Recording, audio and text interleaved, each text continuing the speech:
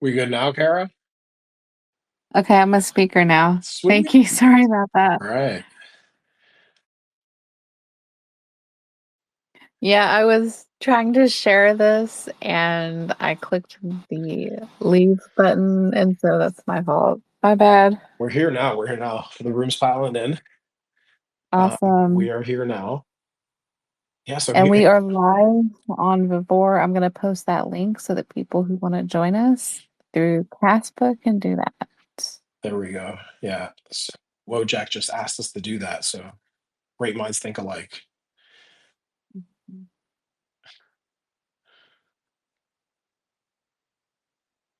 Well, welcome to Blockchain Banter Beneath the Surface, episode 13. Um, we want to have this be more of an open mic. There's so much happening within the community. And we had a great episode 12 last week where Kara dropped little tidbits of the things that were happening left and right. So if you want to request to come up and speak, have any questions, feel free to do that. Um, Otherwise, we want to free flow in this conversation and talk about some of the things that are happening within the ecosystem. I saw on Caspa comments today there was that's my go-to feed to see everything or get organized with what's going on because obviously there's so much going on all the time. So let me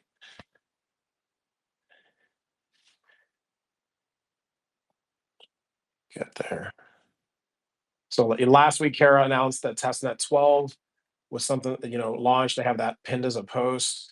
Something really cool I saw that wanted to share with the community in case you guys missed it, but just posted about 11 hours ago. Cascade testnet is coming soon, so that's pretty exciting. Really looking forward to what we're going to be able to do with that.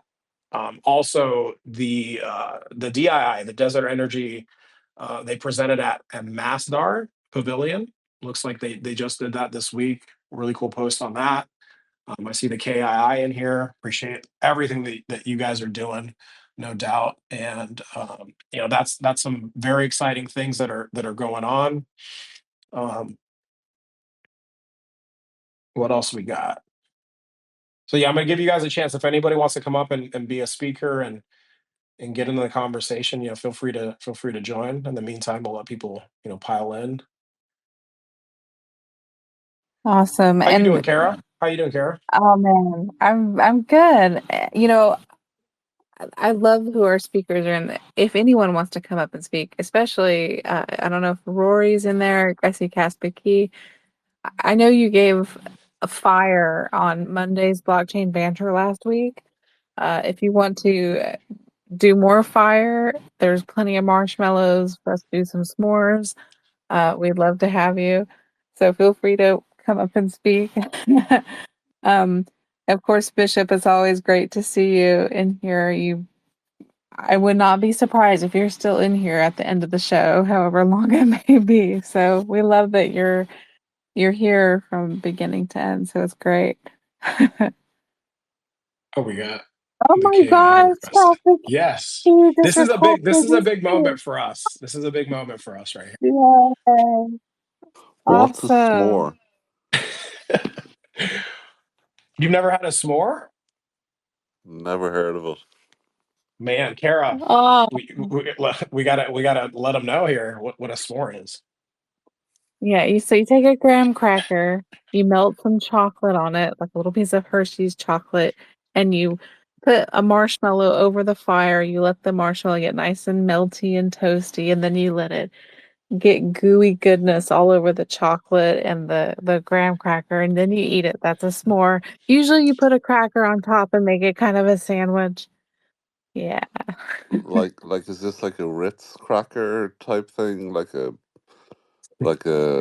uh, Graham cracker. So more of a sweet cracker. Sweet, sweet, Yeah, not salty. yeah, not salty, not salty. So you put it, we have those by the campfire and sit back and listen to great stories like what you dropped on blockchain banter. I made a little clip, quoted you on what you said Warport was. they got around the community was amazing. So I listened to your part of that blockchain banner for about it. I listened to it a couple times. I know Bishop down there, he and I were going back and forth with that. It was just great alpha that you shared with us. And yeah, we appreciate you coming up here and speaking with us. But yeah, so Kara and I or Kara and I are making s'mores right now. That's what we're doing. Yeah. It's great to have you here, Rory. How are you doing today? Yeah, good. It's been a long day. Very long day with some very interesting conversations. Most of my colleagues are in various different parts of the world doing different things. Most of it Casper related, interestingly enough. So you're gonna Um, let me long but pick your brain tonight? yeah, sure. I was Okay, having I've got a question for you. a I want to start. philosophical debate with Grok on something because I just was trying to pick apart an idea. Uh, having a chat with Grok in derangement mode is actually quite therapeutic sometimes, especially when dealing with crypto Twitter. What's the most I exciting I thing agree. I agree. that you talk with it about? Conspiracy theories related to what KI are actually doing. Well, you that's up your alley, Kara. You said the perfect answer for Kara. Yeah, Like, yeah, wow. yeah. Yeah, I You had a said the read of magic your word. conspiracy theory conversation, Kara. It was very interesting to say the least. She's always putting on that tinfoil hat. Always, it happens. It's probably happened every single episode, and she'll bring a perspective Yeah, from that lane. So beautiful answer for yep. Kara, no doubt. Do you wear Yeah, a it's tinfoil hat, Rory? yeah. Go on. Do you wear a tinfoil hat? Oh, do I wear one? No, Yeah. I don't. But What I about actually. metaphorically? What about a what? What about metaphorically? Metaphorically, no.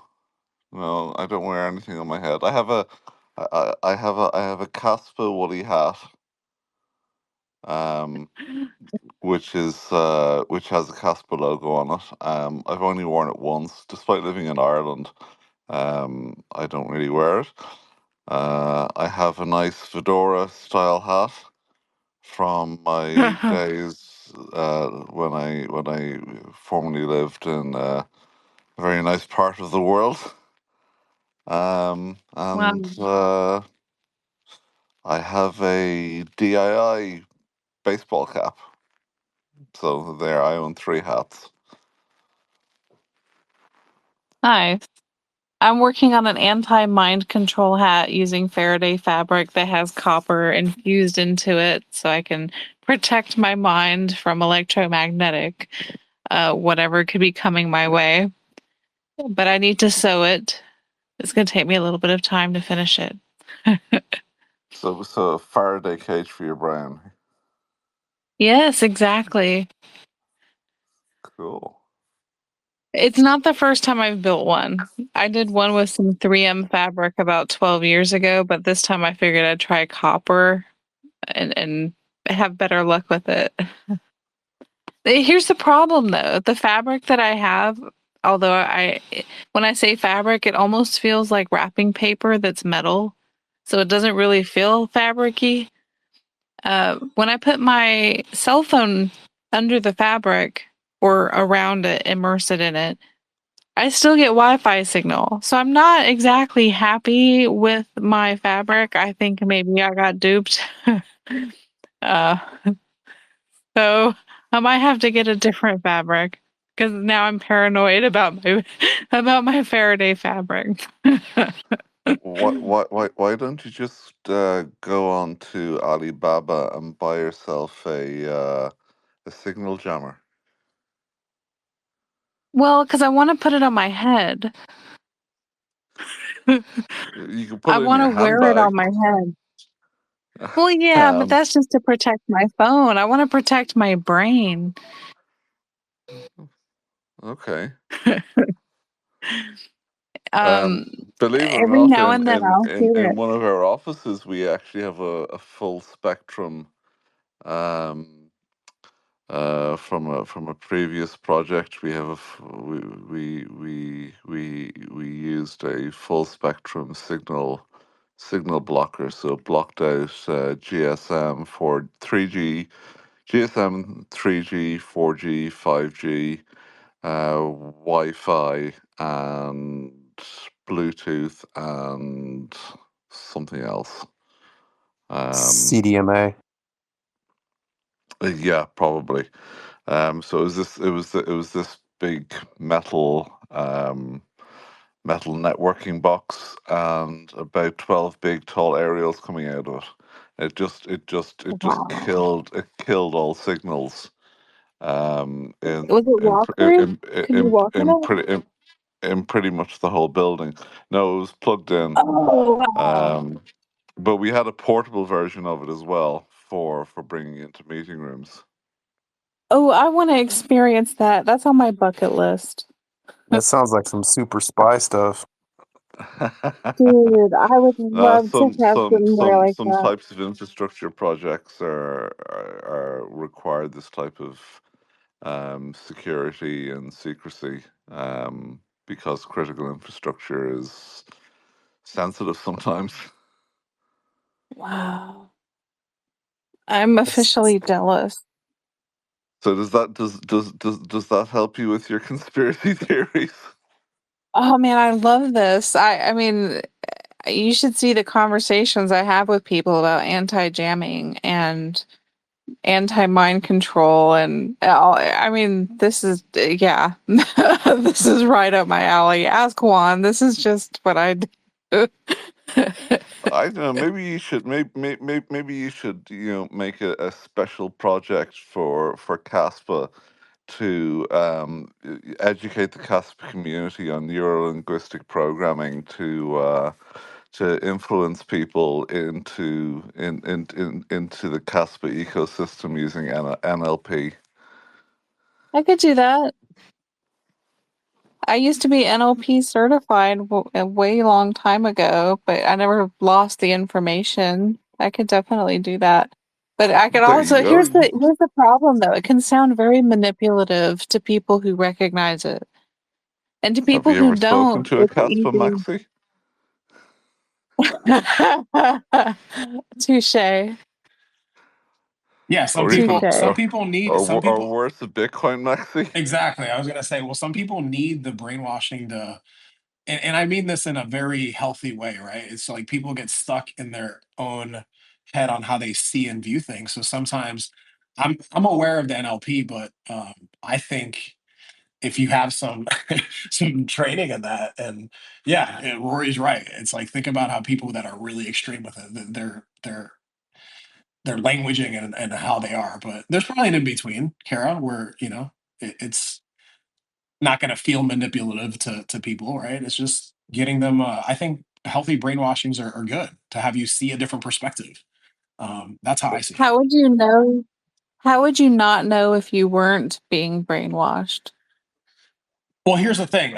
The way I feel about learning and getting new information, you could technically be like, oh, there's a little brainwashing that just happened. So I don't see it as a bad thing. It has a negative connotation. So it just depends on the person and Did you how you're recognize it? in what in Did you recognize that I just did it just now? Because yeah, that was yeah. NLP, what I just said Yes, to you. I recognize it with anybody that knows how to engage someone in conversation and kind of share their perspective and views. Yeah, so there's a little bit in it in any conversation that someone's having, sharing what they, your views and how you see things. How So much XRP do you think Ripple have expended on NLP for promoting there, yeah. Mhm. for promoting their shit? I can only A imagine. lot. Yep, a Oh lot my of it. Yeah, gosh. I mean, so he's right. That's what all the maxi enough to talk is at fleece a anyway. lot of their holders, I'm sure. Well, they have the deep pockets to do it, and you're going to get people on the surface like to just look at the shit that they care about, and it's easy. You don't really have to think that much. These people are thinking for them. That's what all the maxi talk is. Yeah, it's actually funny when you talk to a serious financial institution what they actually truly think about XRP. It's not something that I'm willing to actually share Oh, here. I was going to ask. It'd be great. So tell us, give us the details. We go beneath the surface here, so that would have been amazing if you would have done that. We'd have loved it.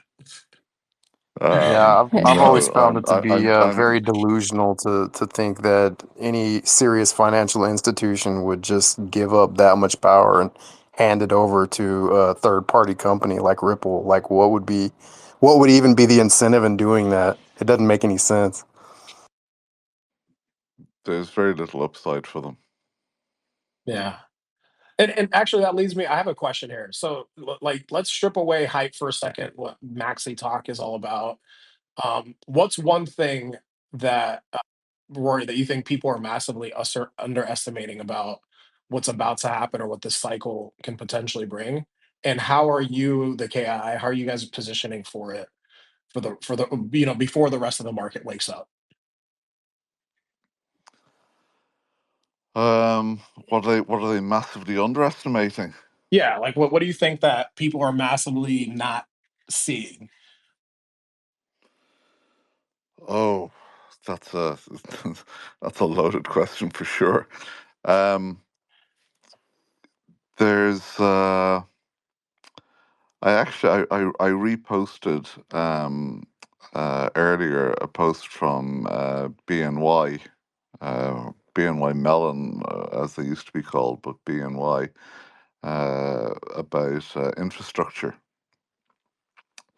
And infrastructure is heavily fragmented all over the place, but there's lots and lots and lots of new infrastructure coming on board.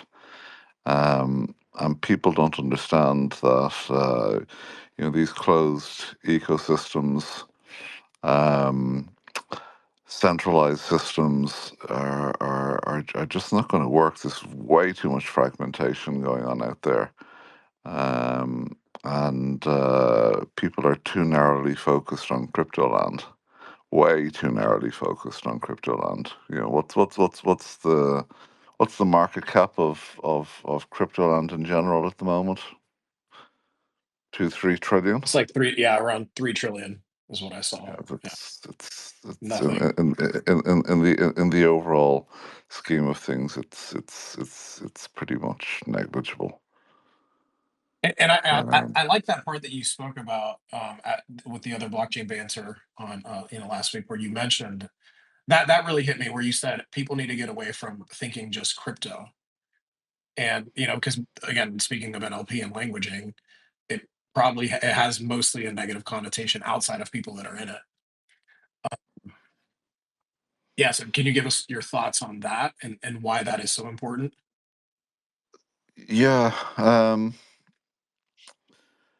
you know, if I take something that we talk about quite a lot, which is carbon markets and carbon abatement, just 28,000 companies, um, will have a regulatory requirement for mandatory reporting related to just the carbon market, and that market alone is worth the same amount as the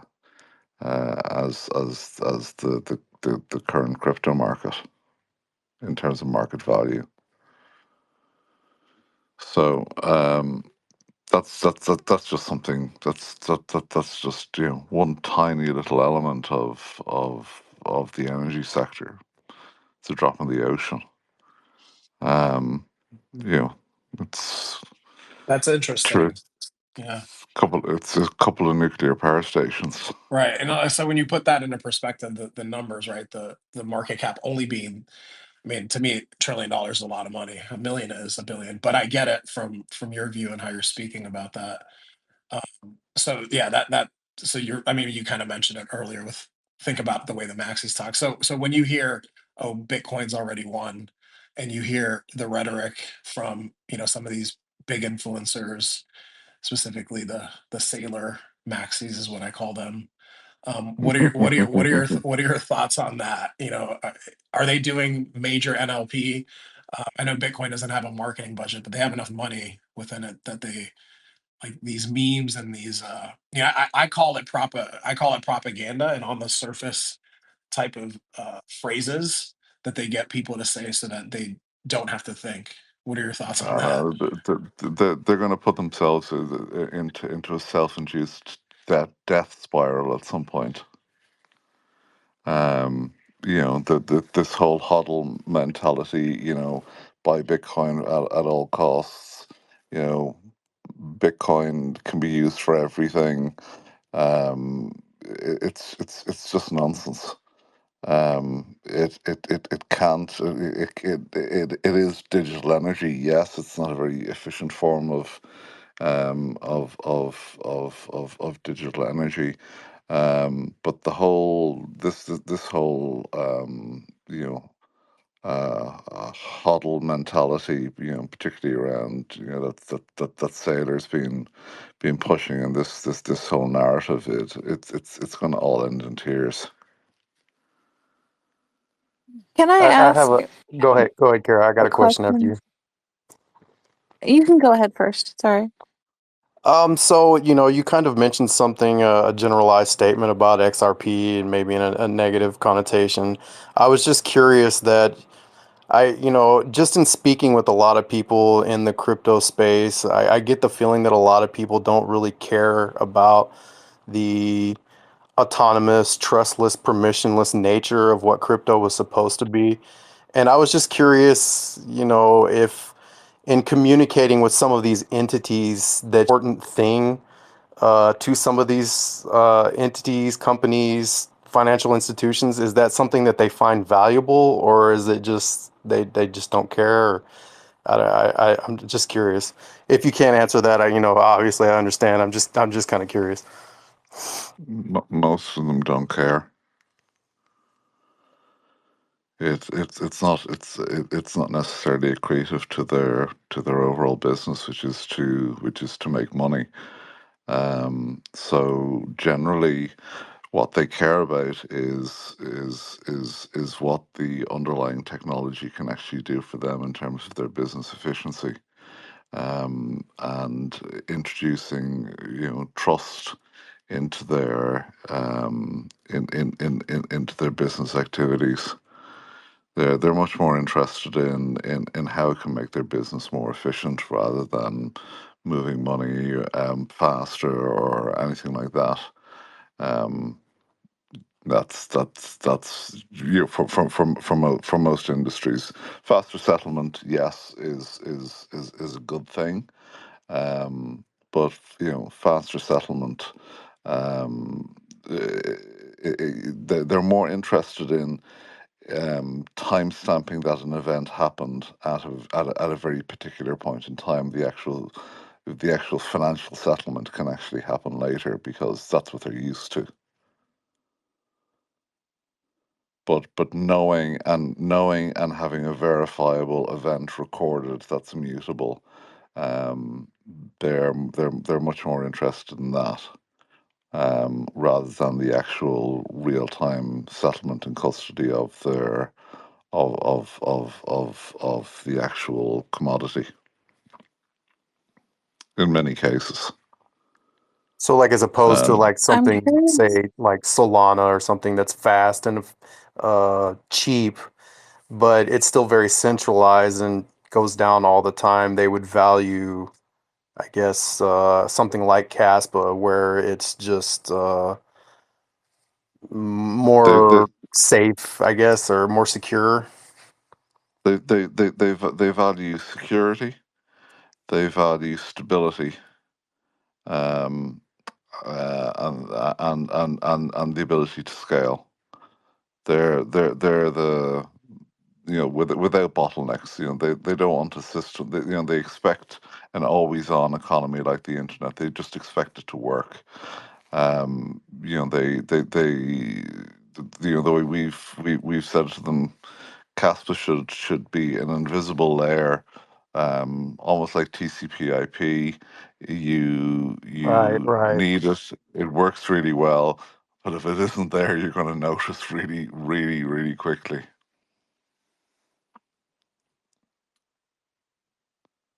Cool. Thank you for that I'm response. curious about the carbon markets angle.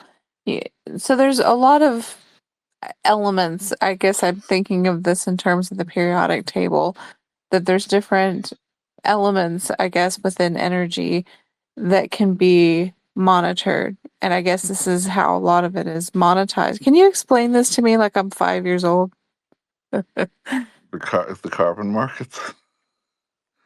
Well, I'm just Um, trying to understand it because people have asked me about this, and I've read the DII documents, and I get that there's the goal of 0% carbon emissions, and that there's big corporations such as Google, et cetera, who are aiming for that as well over time. So I see that there's a market for reducing carbon emissions. But when you say carbon markets, can you explain to me what that is? and that's the problem. There is no single market for carbon.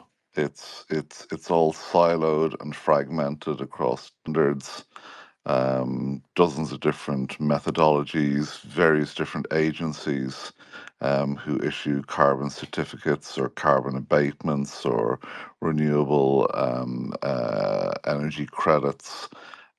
It's kind of like a wild west out there for carbon markets generally. Everybody's trying to do their own thing, and there's a complete lack of standards, both around the actual instruments, how the instruments are measured, how they're issued in a trustworthy and verifiable way. Then you have a whole bunch of regulatory layers and taxation layers on top of that have been brought in. Some are mandatory, some came in from the 1st of January this year, like the CBAM rules in Europe, which is called the carbon abatement mechanism, which effectively it's a way for the EU to tax um, certain materials that are imported into the EU that if they were made in the EU, the EU would pollute, but they may be made outside the EU. So what they want to do is avoid a carbon leakage. So instead of a cement company making cement in Italy and paying carbon taxes, they want the cement that's made in Turkey or elsewhere outside the EU to pay for the carbon. So the EU is kept clean and not sort of outsourcing its dirty production work. So they brought in these rules called CBAM, which requires measurement and reporting, and then uh, a carbon market to be created to pay for this for this pollution. So it's a polluter pays, and even if you try to export your pollution elsewhere and you want to import the end product like steel or cement or whatever else it is into the EU, then you have to pay. So there's 28,000 companies affected, but it's not only those companies who are involved in that sort of outsourced pollution. It's their supply chain as well as then the logistical and transport of that. So the entire carbon footprint of that product then needs to be measured, it needs to be recorded, it needs to be verified, and it then needs to be paid for. What And would you you you say then in you, regulation you would change if, because I remember hearing that there's I think I heard this from you or someone in, I don't remember, in the realm of key, I guess we'll say, uh there's a push towards, I think, less regulation. Is this the view? And if so, what change would you like to see so that Key has more um, flow into its future, so to speak? Yeah. So one of the things within our team is that um, a lot of our team were involved in the European energy market deregulation when that happened. So when the energy markets opened up in Europe in the late 90s and early 2000s.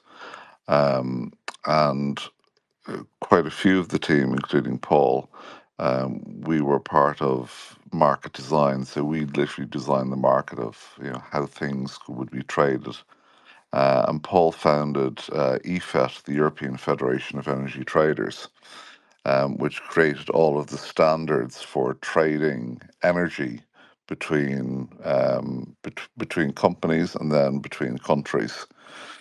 That same group of people are now working on creating the standards for carbon markets, starting in the MENA region. But ideally, what we would like to do is to build a global standard, because we'll have this carbon abatement mechanism for South America, for Brazil, for Canada, for India, for China.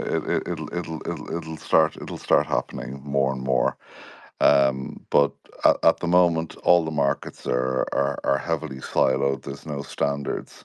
So we set up the Zero Emission Traders Alliance, and this is what preceded KII, with this group of people who basically built all of the existing energy exchanges in Europe, developed all of the standards, developed all of the standardized contracts, and now we want to do the same for carbon markets.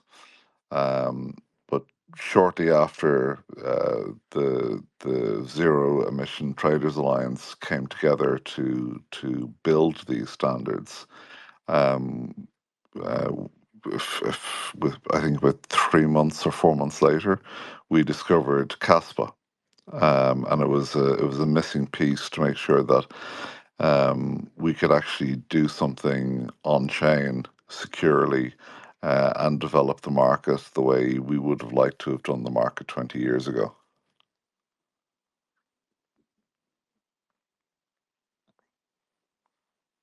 Wow, that's beautiful how you discovered Caspa.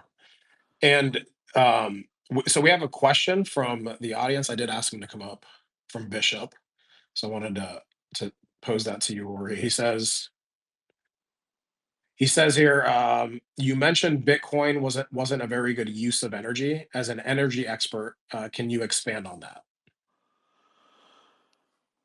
Um, it's why Caspa is so successful. You don't have these orphaned blocks, so you're not wasting any energy. There's just a lot of energy is just simply wasted in mining Bitcoin.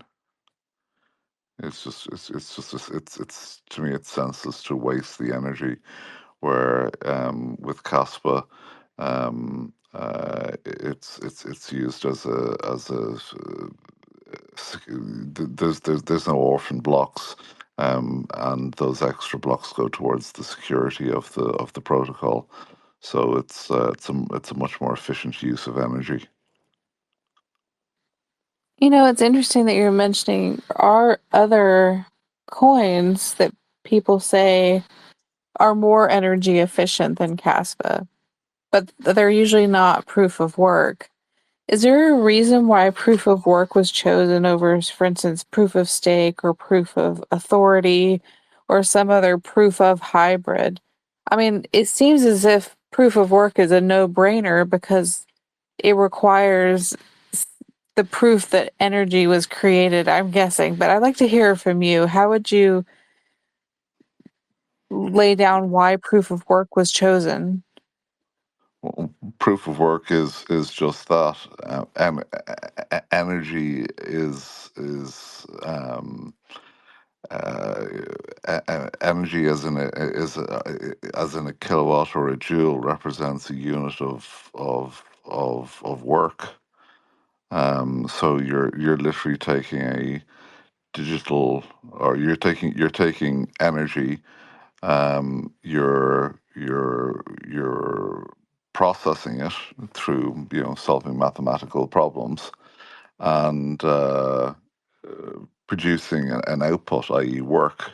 So you're actually converting it in the same way that if you're running a gold mine, you would use diesel, you would use um, electricity, you use all sorts of different energy to mine, to process, to refine, and turn the raw extracted ore into a finished commodity.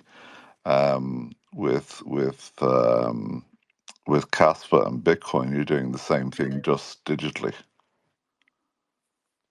Do you see proof of useful work as being something that is down the road for Caspa? And do you think this is something that he would be a part of using? Possibly. I personally haven't looked all that much into proof of useful work. It's something we're aware of. I've no particular opinion on it at the moment. Can I ask a conspiracy question about this? Okay. I'm going to throw a hypothetical. Let's say that there's a proof of useful work out there and it allows for extra energy to be monitored that would give an advantage to someone who needs monitoring of that energy. I don't even know what I'm saying, but uh, would that create an unfair situation? Is an advantage in that situation an unfair thing in energy, or is it all fair because anyone can mine it? I guess I'm just wondering, knowing that we don't even No, have this in place. it's all fair. Energy is something that can't lie. A kilowatt is a kilowatt. A joule is a joule. You can't fake energy. Even if computing power is giving an extra boost because it's useful, even then it's still fair. Yeah, you get hardware efficiencies. Just like you put the same amount of fuel in a car engine becomes more efficient. Hmm. Um, I hope that's the case. it's still the same energy in, but you're getting more out. So as we go forward, if energy gets cheaper, then hopefully and mining becomes cheaper, then hopefully you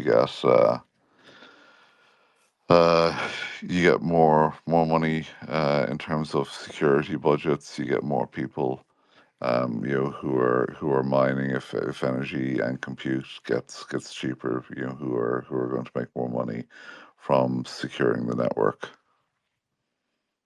I see Um, Odie on the panel, and also Millennial has been added.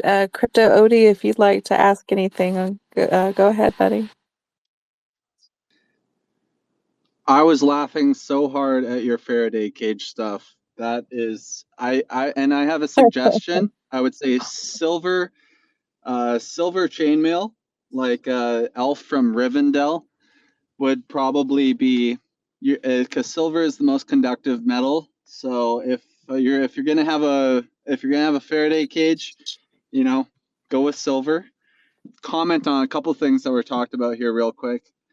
The XRP thing that you guys were talking about, funny enough, Richard Hart, who is known as the most scammy dude around, who famously made Hex, where he had the most wise thing about wise thing said about XRP, which was, why would a bank ever buy XRP's bags when it's open source code, and they could just use that code on their own platform. And banks work in internet security, so they could tailor it for themselves.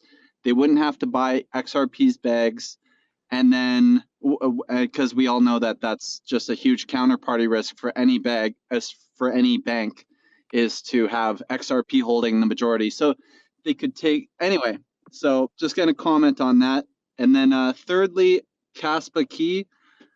I'm a huge fan of what you're doing, and I have a question for you about just this initiative with the carbon. Is it the fact that you're working as kind of like the middleman for Europe to get taxes from everybody for their pollution? I'm trying to actually figure this out in my own head of who's receiving the money for the tax credits. Ultimately, the European Union are collecting carbon taxes on a variety of different things. Individual governments tax, home heating oil. They tax petrol and diesel. They tax. They don't tax aviation fuel. They'd like to, obviously, but then there's tankering and things like that can happen. But it's going to the European Union. There's a new fund that's being announced, 260 billion euros, I believe, for in grant aids that are now available for new energy transition technologies, for basically grant aids to support the R&D into that, using some of that tax money.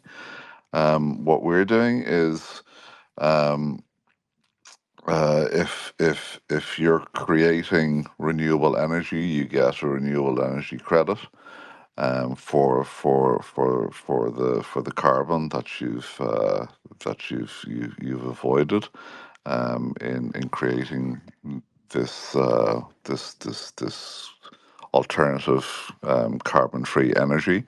And what we're doing is we're separating the financial attributes from the physical commodities and turning them into separate financial derivatives that are then traded separately from the physical commodity. So, for example, if I live in British Columbia right now. They just made a huge hydro dam. It was a $16 billion project in Canadian dollars, so probably about 12 billion USD. They're not expecting a gift of an energy credit. Why would they expect such a thing? I'm just using Canada, for example. I don't understand why that would be necessary for a Canadian. They're kind of doing it out of their own self-interest. Well, hydropower is a very controllable form of energy. So, in many cases, hydropower acts as a balancing agent, or balancing part of the network. So, because you can turn it on and off very easily, or if it's a pumped hydro, when there's excess wind on the grid or excess solar on the grid, you can pump water up into the dam and store it to be released later, or else you can use it when the wind isn't blowing enough, or it's a cloudy day, or everybody suddenly decides to put their kettles on to make, or their stoves on to make these s'more things that I just learned about today. And there may be a different utilization of energy. So they act as a great store of energy that's highly controllable and is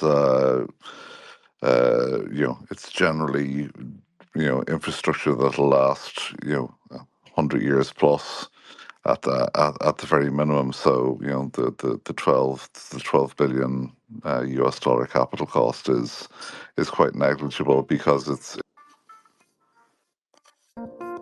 Are you guys hearing that?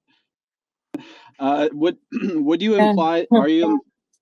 Are you implying that you give these credits when they're when a let's say a hydro dam, for example, if they turn if they turn off the hydro dam or lower the amount of power that's going out, you're giving them credits at that point, or is it when it's It very much depends on how the market is actually set up. I'm not sure what the status is related to carbon credits in Canada. Um, I'm sure some of my colleagues will have a much better view on that.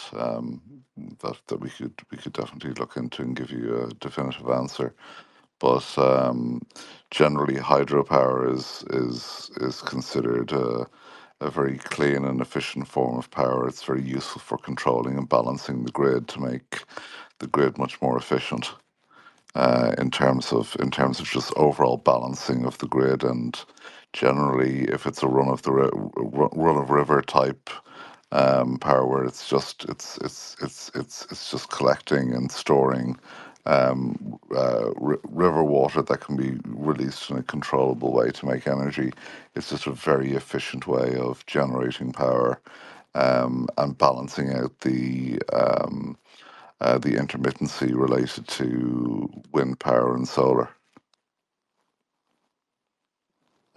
But I don't have any particular specific knowledge related to carbon markets in Canada. specific taxes, which are things that have to do with carbon being released into the atmosphere, such as if you buy gasoline, there is a carbon tax because you personally have a car and you are going to release something into so it's like a penalty. Yes, So a polluter pays policy. the funny thing the funny thing that I'm wrapping my head around right now is you're giving a reward to a renewable energy company who is already in my mind, I'm seeing this renewable energy company is totally profit motivated already. And if you're creating a nuclear plant or a hydro plant, you're doing this purely because you know that there is a customer base, and that you're going to receive enough money to recoup whatever cost it was to make the project. For example, BC Hydro, that huge dam I was talking about, or anywhere that makes and for the huge exception would be places that don't have customers, and maybe Bitcoin miners move in, or different or AI projects that need data centers move in and act as the customers. This is the outlier. But the thing that I'm kind of confused about is your Kaspa Key gives credits to these renewable energy sources. It sounds like a subsidy to me, and I'm confused because these are already profit motivated projects that are already making money. So if you're giving them an extra subsidy on top of that, and I guess why? Well, KI isn't giving any subsidies to anybody. We're simply facilitating a marketplace for financial instruments, in this case, um, uh, carbon credits. Um, we're just facilitating a marketplace for them to be traded and to have a value placed on them. Um, it's up to individual nation states or the European Union or the United States or the Canadian government to decide in what way they're taxing things. In some cases, they use these renewable energy credits as an incentive mechanism to help support the development of new alternative clean or cleaner energy generation source. All we're there to do is to make sure that what is what our job is to do is to prove that the renewable energy or alternative energy plant exists, that it's metered correctly, that that we're able to prove, or that the owner of the facility is able to prove what they have produced in terms of renewable energy, that it's metered correctly, that it's certified correctly, that the carbon associated with it is calculated correctly, that it's accounted for correctly, and that it's traded correctly. So from source to sink for both the energy itself, which the markets already deal with, because there's metering and there's existing energy markets. But when it comes to the carbon aspects, that we ensure that from source to sink, from end to end, it's fully secured on chain, and that we're able to facilitate a market for it to be traded separate from the actual underlying commodity itself. Have you ever, when it comes to the asymmetrical highest value of Kaspa, what it has to offer, being like permissionless and very fast in finality, and assuming that we have a DEX or some sort of instruments that work as oracles and as advertised, being some of the top quality at the highest speeds at in some near time here, would there, or I guess the thing that I've confused your mission statement with was, I thought we were helping countries trade energy between themselves and in places that don't have so much trust, and can create a trust barrier, which is the bridge of Kaspa, I guess, and being able to trade high frequency energy. What is that a possibility that Kaspa could do that just simply without being kind of like a taxing? It almost feels like money has to come from somewhere to reward a person for not producing pollution. So where is that money coming from? I know that I'm kind of switching questions here, but that's the part that's confusing me, because if these credits are coming, that's money that's stored in the form of energy, and it's for them not releasing carbon. And as we know, solar, nuclear, hydro, wind power. I mean, wind power and solar are not very useful, and we know that kind of hydro and nuclear are the 24/7 producers, and they are a stable flow of power for people. But I guess the question I'm having is, when could it be that Kaspa could be used as simply the translation of how these countries trade the energy, rather than just it's a two-part question. So there's that. Can it be the energy translation system for all the parties involved? And then the second thing is, as it's almost like a question to Kaspa Key of, when you give a country a credit, the money has to come from somewhere. You're offering them money to be stored, and where does that money come from? Okay, there's a lot of questions baked into that. In terms of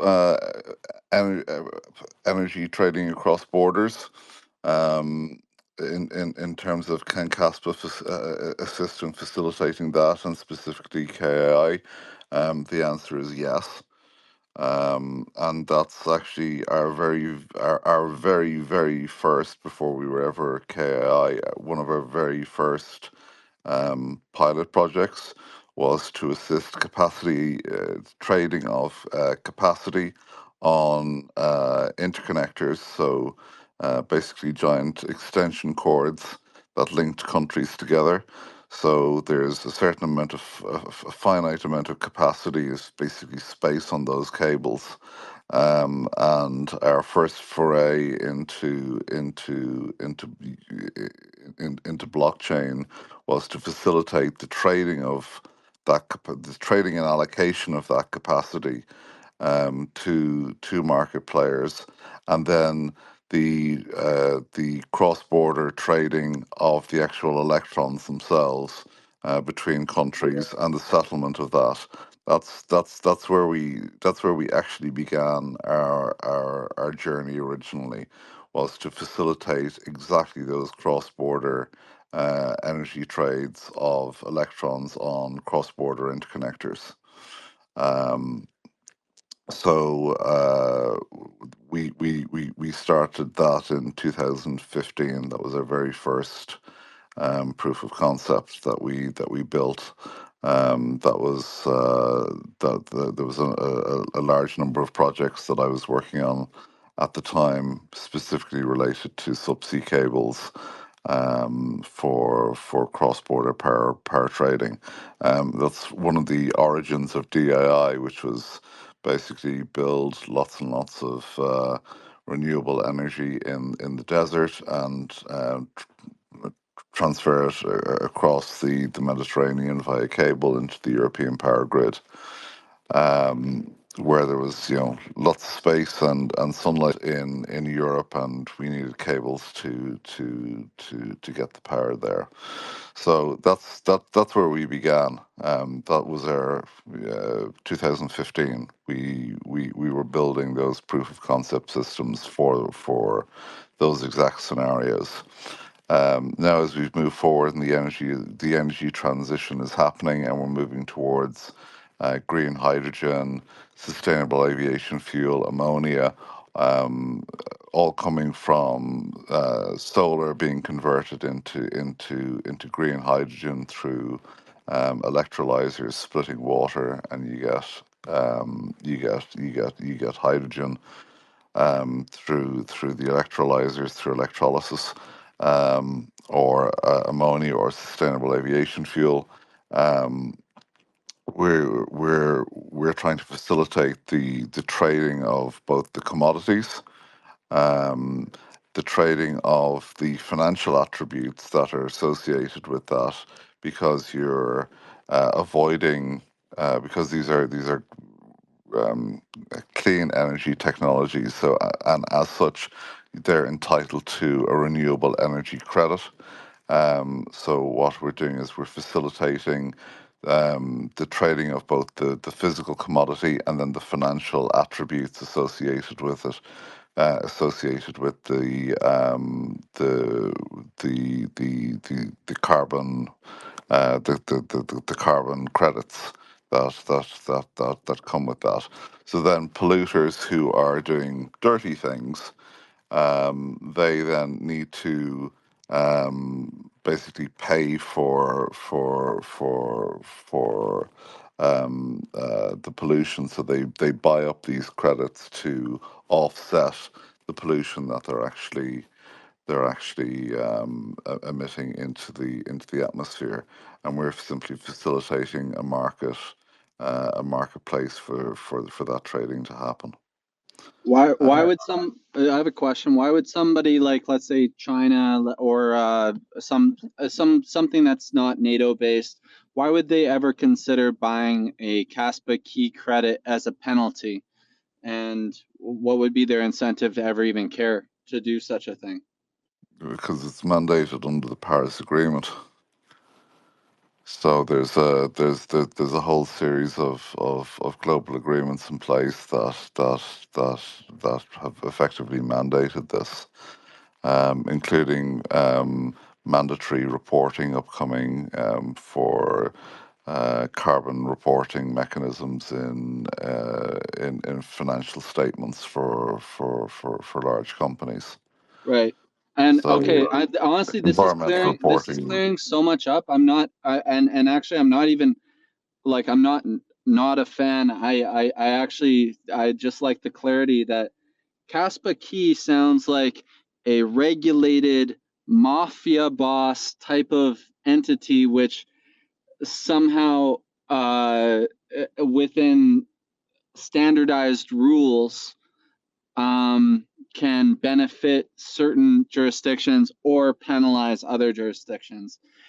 It's No, it sounds we're completely neutral. The KI Foundation has one simple mission, and that is to promote CASPA to industry and enterprise. I'm saying that That's their sole goal. I'm saying that tongue in cheek, by the way. But what you've described is we're using a Paris, let's say a Paris Agreement. I'm not so sure exactly what that means, but like I know it has something to do with like, hey, let's promote renewable energy and let's penalize carbon emitting energy sources such as coal, such as natural gas, if that's, and whatever else, maybe burning oil in order to create energy. And so on some level, you're working as a middleman, a legal middleman, which they paste the rules into the protocol, which is Kaspa Key, and then Kaspa Key is distributing the either benefits or the penalties somehow to different jurisdictions depending on how they're generating their energy.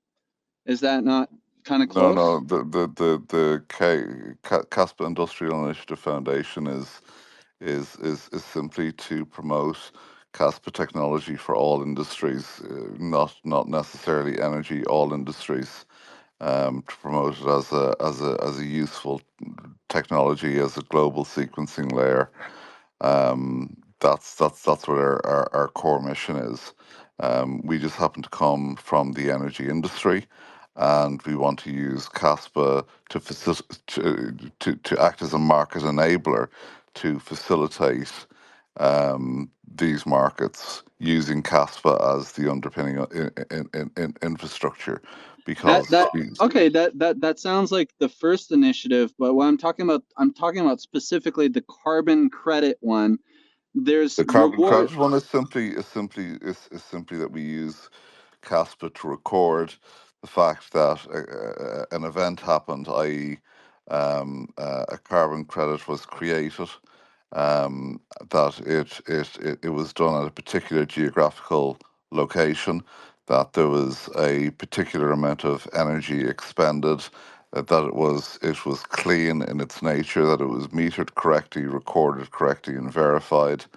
It becomes a valid financial derivative, and we then use Caspa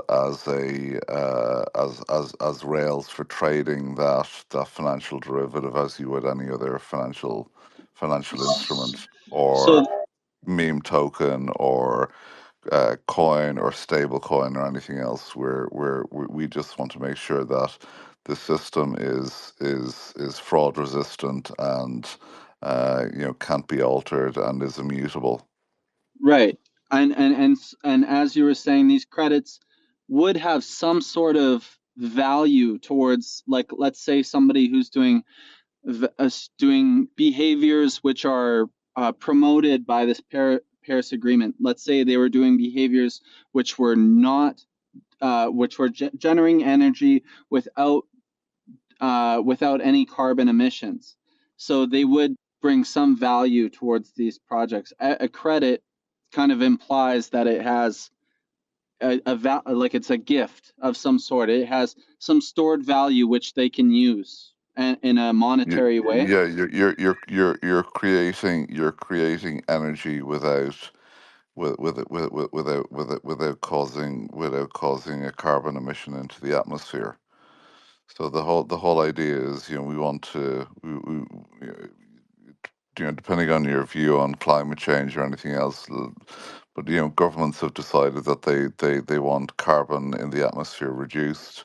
So they brought in place these various different international agreements and treaties, and we just want to make sure that there's the rampant fraud, siloing, lack of global standards is reduced in terms of um, uh, in terms of fraud, in terms of creating tradable markets, so that we can actually establish a true price for carbon, and carbon instruments, which can then be used to finance more renewable and alternative energy, clean energy, zero emission type projects like green hydrogen, for example, or ammonia or sustainable aviation fuel. I personally am. I'll remain neutral on carbon, like global climate change. I'm actually just pro Kaspa security budget and pro transactions, but and and I find how countries make their energy is kind of like I'm a little bit hands off with it, but this initiative is more hands on with it. I'm actually neutral. Like if you're working as just a middleman, uh, that's totally fine with me. But it does sound to me like there is a penalty or a reward that is going towards, let's say, a penalty towards a carbon emitting form of energy production, and then a reward going to uh, a carbon saving method of energy production. And all I want to know is the mechanism of where that reward comes from and where that penalty comes from, because it sounds totally inherent to what this plan is all about. Well, from my perspective, just to hop in for a second, it sounds like that the countries will be transferring the reward on the rails of CASPA, but it's not CASPA that's going to be given the credit. The countries and the people that are in the markets will be transferring the rewards. They'll just be doing it on the CASPA rails. Yeah, we're simply acting as the market enabler and using Caspa as the market enabling rails to do it. But we're also using our experience in market design, from the energy sector, to actually put proper rules around how the credits are created and actually traded, and then creating a venue like a Binance or a Coinbase to facilitate the trading of those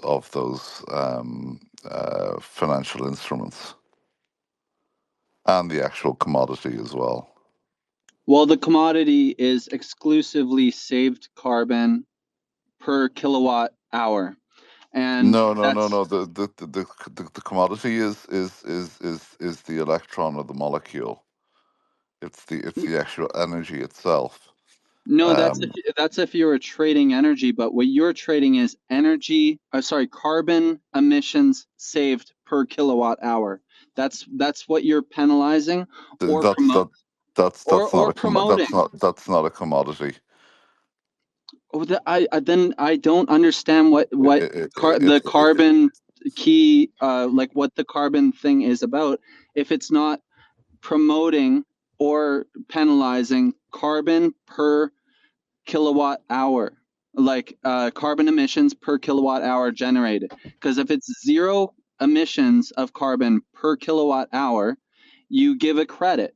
And if it's a lot of carbon per kilowatt hour, you somehow penalize. And I feel like I can't figure out where the money's coming from or how to understand how this works. I just need more clarity, Yeah. I guess.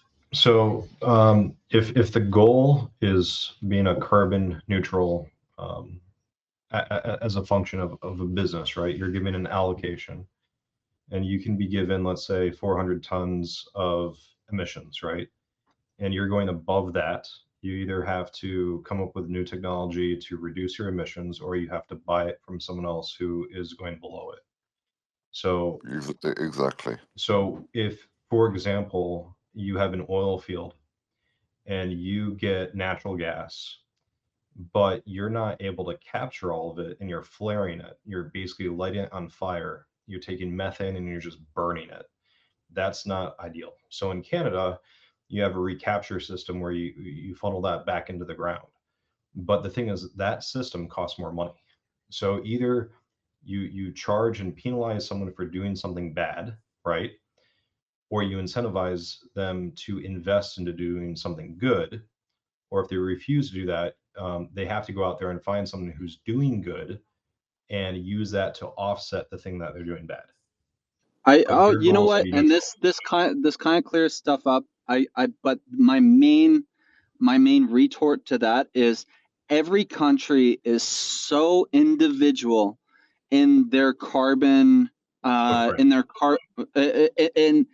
carbon methods. Sure. Let's look at And Russia. that's But wait, not wait, wait. even Let me that's not finish. even Let me that's not finish even this. country, that's Wait, dude. states too. Let me finish. Let me finish. Look at Russia. Look at China. Look at Canada. Look at the EU. And if you try to standardize that through a token and say, hey, listen, we have this token and we're going to standardize the way that you do carbon emissions. I guess my question is just what would let's say is like that's my main question is how do you get countries to even participate in such a thing, because they're all so individual with their policies about carbon and taxing. So legislation, you can even go deeper, is like state level, right? So the pricing in Canada, for gas, oil, and everything can there's a big delta based off of where you are. But in California, you can pay a lot more at the pump than in Texas. Like people kind of get that. You pay different taxes. You have different offsets. You have different kilowatts per hour. But I think the Yes. idea is that you're saying that it's supposed to be universally fungible. I don't think that's necessarily what anyone has argued.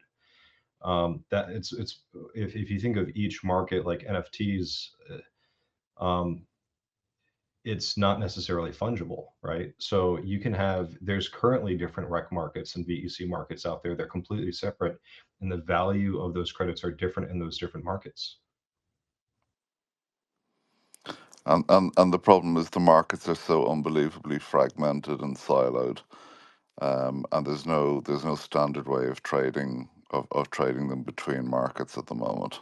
Different. Yeah, that's my big question is because if you can't even get US states to agree on what's a good amount of carbon emissions, how do you plan on standardizing carbon emissions? It sounds like something that's very anti-free market. By the way, I'm not pro or against climate change. Like I love the idea of renewable energy. I think it's very good for miners. I think it's really good for humanity as a whole. Like the climate excluded. That's my position. But how in the hell, if two states can't agree on it, how do you plan on standardizing such a thing? So sorry, I'm jumping in here a lot, but you can have two states that have different rules and regulations for everything and anything. That can be across the board on anything that's implemented, period. So energy rates, if there's a monopoly on energy, if you're in certain places, they have free markets. ERCOT, for example, in Texas, you can have multiple, energy providers and generators. You go to New York, you just have the one transmission. So some places you have choice, some places you don't. But that doesn't mean that the result is always going to be the same. The equality of outcome isn't guaranteed. What you're trying to do is just get something into a point where it can be interoperable. That doesn't necessarily mean that they're exchanged in the same form or the same value. It's like saying you can go to an exchange right now and you can exchange Bitcoin for Ethereum. That doesn't mean they have equal value, right? But it just means that you can convert from one thing to another because they're in the same platform. Well, Right now, a if there was no standard exchange, how would you? Well, a standardized price would imply that BTC, Ethereum, Solana, ADA, and Kaspa all cost the same. That's standardized. So if we're putting a standardized if we're doing a standardized price on carbon emissions, that's what that means. Not in a market. In a market, that's not true, and it's never been true. If you had Bitcoin and you were here in the United States and you went to Japan, it was a lot more, and people would arbitrage it. Okay, here's a better example. A standardized price would be the global price of steel and copper and silver. That's standardized. Let's try to standardize the price of emissions of carbon. That's not necessarily true with silver right now. Yeah. Yes, it is. Yes, it is. Okay. If you're gonna wait. If you're gonna try to say that the cost of silver is not standardized because there's certain places in Pakistan where you can buy it for 10% less, that's totally not a valid argument. The cost of gold, silver, and copper are standardized because of free market value. But there's methods of there's established markets for these, so you can have price discovery.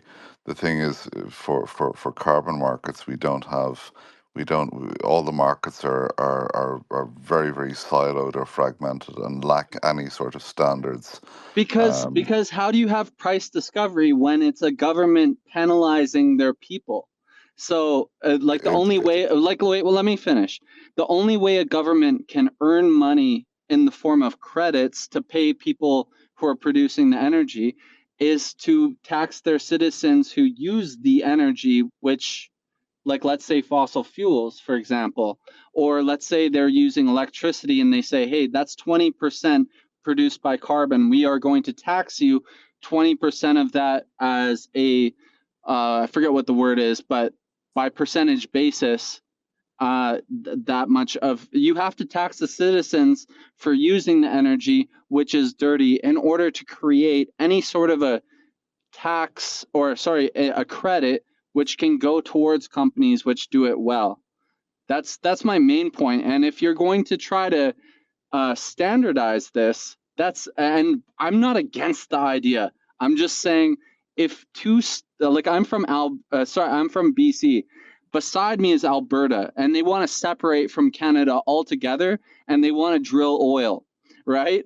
If you're going to try to tell Alberta that they are going to get penalized for their carbon emissions, and I feel like this is the same with many other jurisdictions in the world. It just, to me, it raises so many questions about, because if places that are 15 feet apart can't make agreements on carbon emissions, then this project is like, let's be clear, it's trying to standardize what a negative carbon emission is and make it actually fully understood and agreed upon in the world.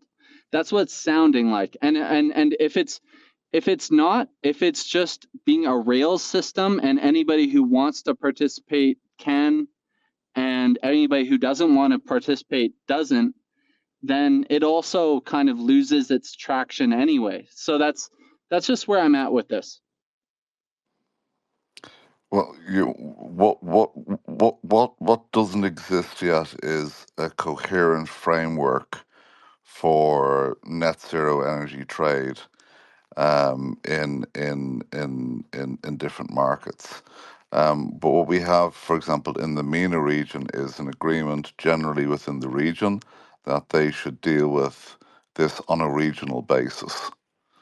So what we're trying to do through the Zero Emission Traders Alliance is to help design the marketplace for these low emission products, i.e., green hydrogen, ammonia, sustainable aviation fuel, and others. And then what we want to do is the carbon attributes that are associated with them. We want to separate those financial attributes from the actual physical commodity and create a transparent marketplace with standard agreements for trading them from peer to peer, or just a traditional OTC deal on paper first of all, and then to transition that onto a digitalized system using these certificates on a tokenized basis, so that they can be traded then digitally and securely and immutably without any ability to create fraud or anything else related to this. So we want to make sure that when we have an MRV device, where we actually measure the emissions from a particular industry or plant, that the, those records are immediately recorded on Caspa, so that it's who polluted, uh, what the volume of carbon was per ton, what duration, when did it happen, and where it happened. And then we want to uh, create standards on how that's actually traded between either companies or financial entities. So that's the first bit. So that's the market design piece that we have to do first. So a lot of what we're working on is actually market design, is to actually create these markets before we actually do anything else. Before we put anything on chain, we have to actually create the markets, create the legal frameworks, create the agreements to do so, and doing it in a transparent way. So we take the energy source, we get the carbon certificates, we get the carbon abatement, we get the guarantee of origin, and then we create both a traded physical market for the commodity, and then a virtual market for the emissions, or the green trading certificates, or the renewable energy certificates. So we want to create a market for the physical energy carrier, and then for the actual green trading certificates, or just general emissions or carbon trading underneath. I have a question real quick, so I'm muting everyone so I don't have to talk over anyone. Um, these are great questions, and I'm loving this so much. But I had a question. So, if one of the major goals of Key is to increase Caspa adoption, how come I didn't see Caspa mentioned in the last DII newsletter? I realize that DII and KII are different and yet connected, but it seems as if that would be another avenue to introduce Caspa. Bitcoin was mentioned. So I'm just curious, Key, if you could give us a little insight into that. In terms of the last DII market study, those market studies are prepared long in advance of many things, and DII, we're with our partners in DII, we're working with them step by step to slowly introduce Kaspa on a very careful basis. So it's very much about one-on-one meetings, personal introductions, personal relationship building. At the various different ongoing meetings that we have within the group, leadership summits, working groups. We're talking about CASPA within those particular groups. But those reports are produced months and months before actual events, and in many cases worked on by external partners. So there's a lead time between DII publishing something and something in particular about CASPA or KII. Thank you for answering that. Juan, did you have anything you wanted to bring up, or any comments or questions on this? I'm enjoying this so much, I can't even tell you. I'm definitely gonna have to listen back to this for all the nuances of how these markets work and how trading happens. And Odie brought up good points about taxes and citizens and standardization and how this is going to work, and middlemen and markets, and how decentralized these are, and what KRC bot said about how these oil companies there's just so much. Yeah, Juan, go ahead. yeah. I'm with you. I'm with you. I'm definitely gonna listen back to this. I typically do on our shows to get more insight on everything. We had the crypto OD takeover, but I thought really good questions, and appreciate Rory answering the bot coming up like you said. Um, yeah, I don't have any other questions, but we have Millennial is first time on the panel. If there's anything that you want to say, I know you came up and gave some input on what you thought with Odie and K and Cas McKee going back and forth. But if anybody else wants to chime in or ask any questions, feel free. Yeah, so I guess this would be like just for like the community in general. I didn't know if there was any inroads being built into the Cubic project. I thought that was a really interesting project. QUBIC, Cubic. I know that Kara had mentioned something earlier about useful proof of work. And so I've been doing a little bit of research on that, but I didn't know if there was any bridges being built.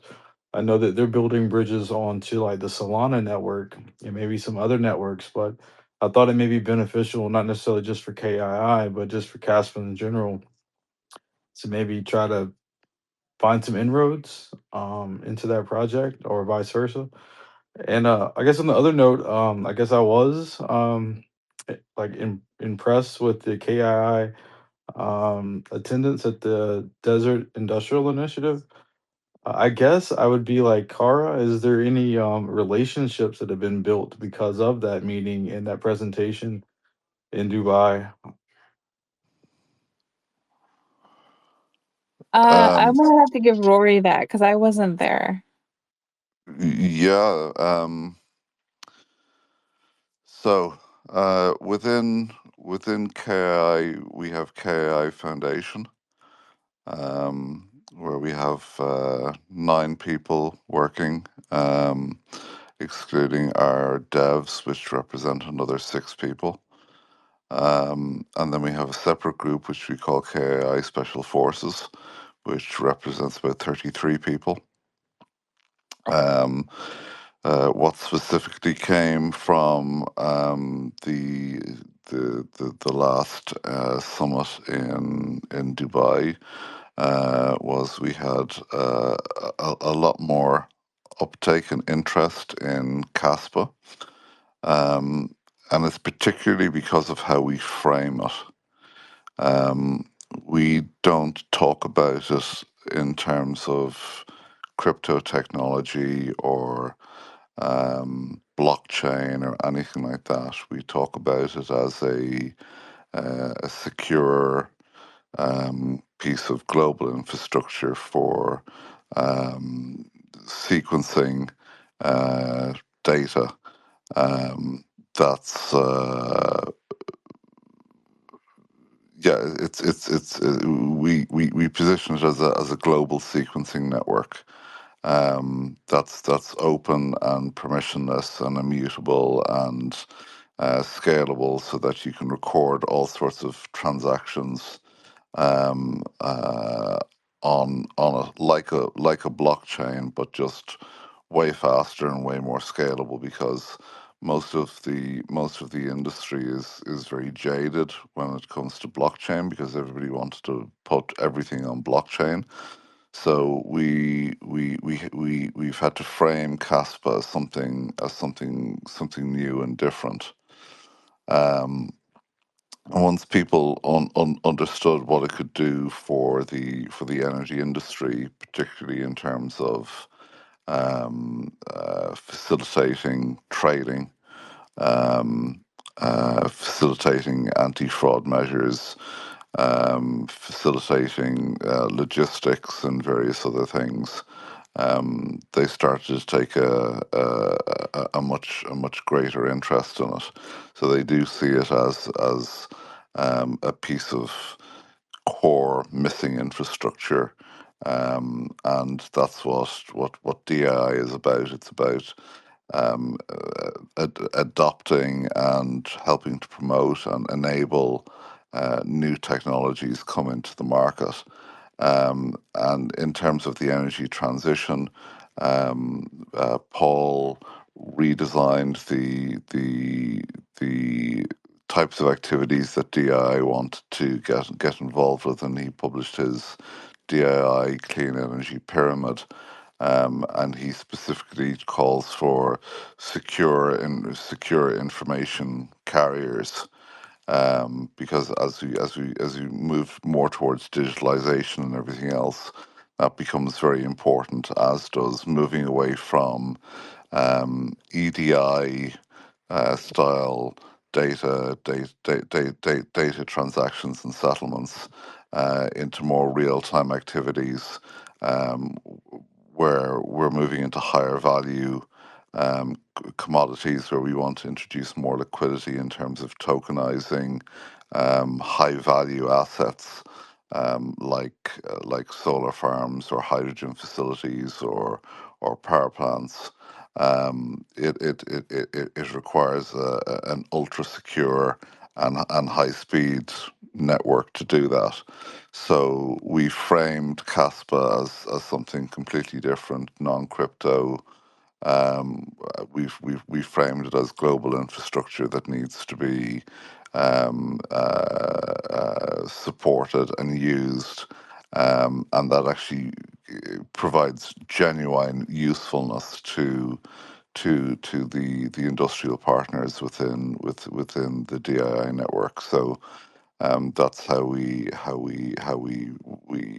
promoted it, and that resonated very well.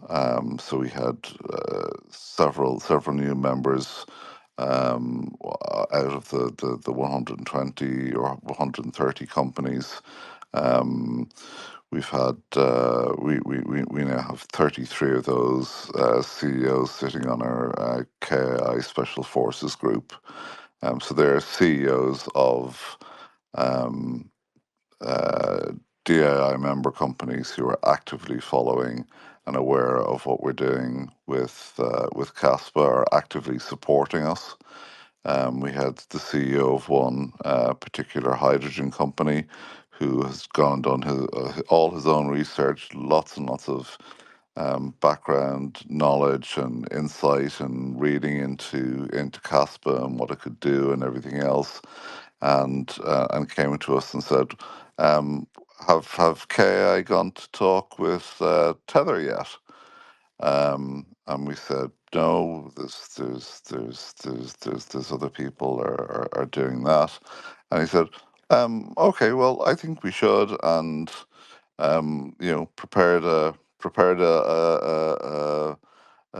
pitch for Tether for a review by this group, just on their own initiative, because they like CASPA, they like what it stands for.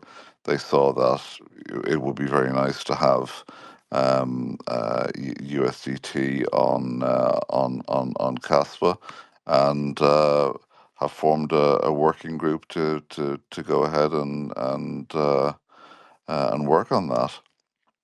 So we've had a lot of companies who have asked us for asked to participate in some of our sandbox environments for trading. We have people who are actively assisting us with gigawatt stablecoin, our energy settlement stablecoin.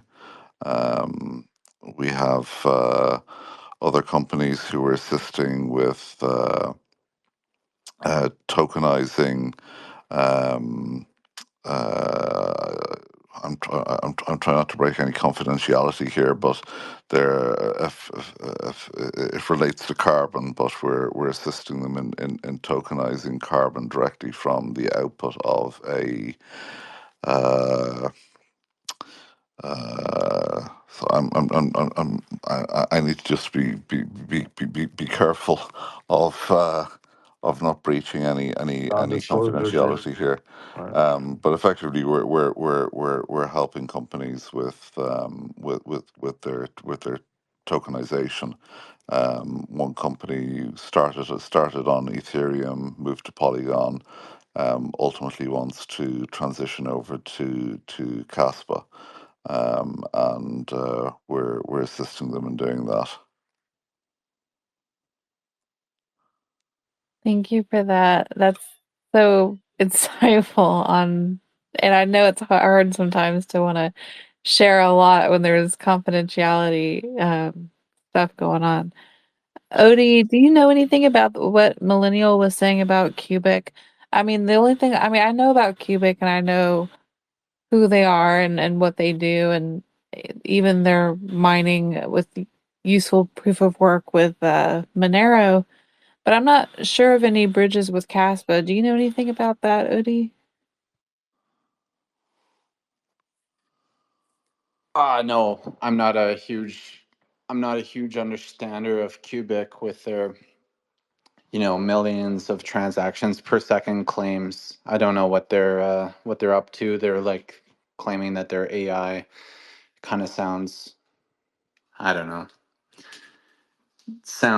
I guess gimmicky, and I don't know too much about them, but I can't make any claims. Yeah.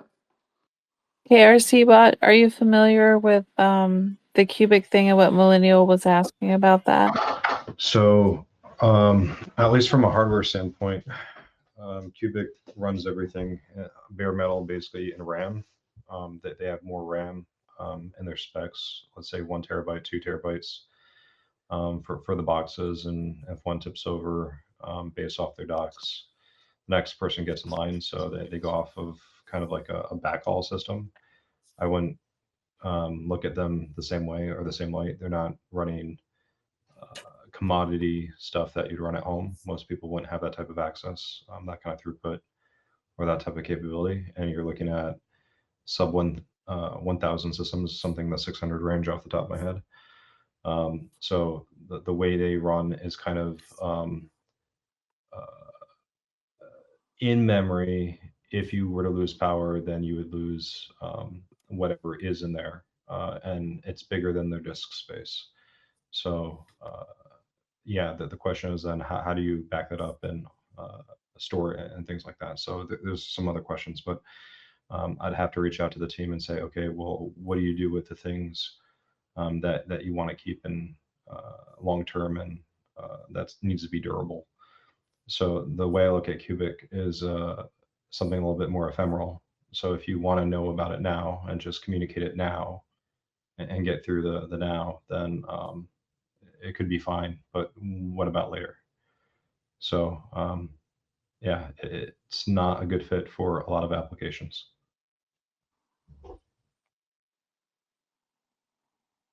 Did that answer your question, Millennial?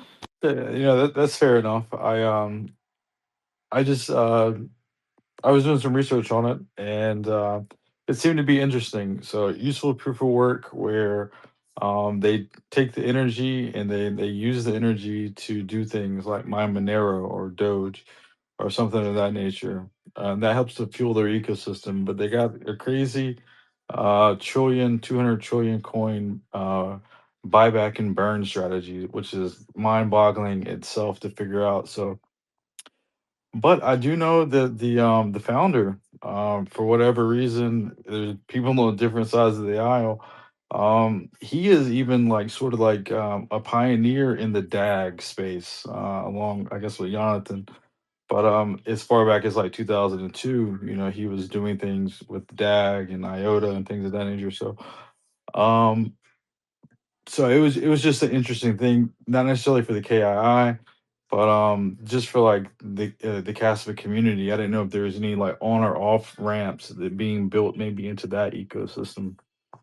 But as far as the minutia of it, as KRC bot, like it would just take more and more extensive research to get a better mental model of exactly what's going on. But I guess that pretty much answers it. Odie didn't really know too much, and ARC provided some additional information. So I'll just continue to do my own research. Just didn't know if there was anybody who was making inroads or had thought about making inroads into that ecosystem. Because I mean, I don't know. Hey, it could be something based on the founder's previous technical genius or whatnot. So and also the similarity in the DAG structure. So. Yeah, and I have a lot of respect for anyone who creates something innovative that's different. And I definitely see Cubic as different and it's innovative and it does its own thing. And for that, I have a lot of respect for it. Now, as far as the inroads, like KRC Bot was saying, one of the biggest challenges with working with Cubic is the storage issue. I mean, how do you store anything on it? That's the big problem with Cubic. Now, Caspa has a pruning mechanism where everything can go away after 3 days, but there's still ways that things can be stored with archives and stuff. But with Cubic, and KRC Bot knows a lot more about this than I do, but Cubic doesn't have that capability to store anything. So how do you build something on it long term?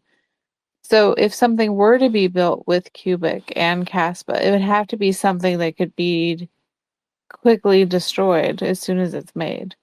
So what kind of ideas would you like to see built that don't require storage? That's really the question. And that's a difficult one to answer that I don't have the answer to at this moment. Yeah, and the thing about innovation is that you can think about it for a long time and maybe sometime down the road something will come to you. And if that happens, that's how things get built. So I would encourage you and anyone listening, and even myself, anyone to just have an open mind about these things because you never know what innovation will bring just by thinking about what isn't here yet. What's possible? Can it be done? What can be done? How far can we go? Where do we draw the line? Right? It's really about pushing the boundaries of technology. And I like that for the most part. So yeah, that's a great question. And I encourage people to think outside the box with these things.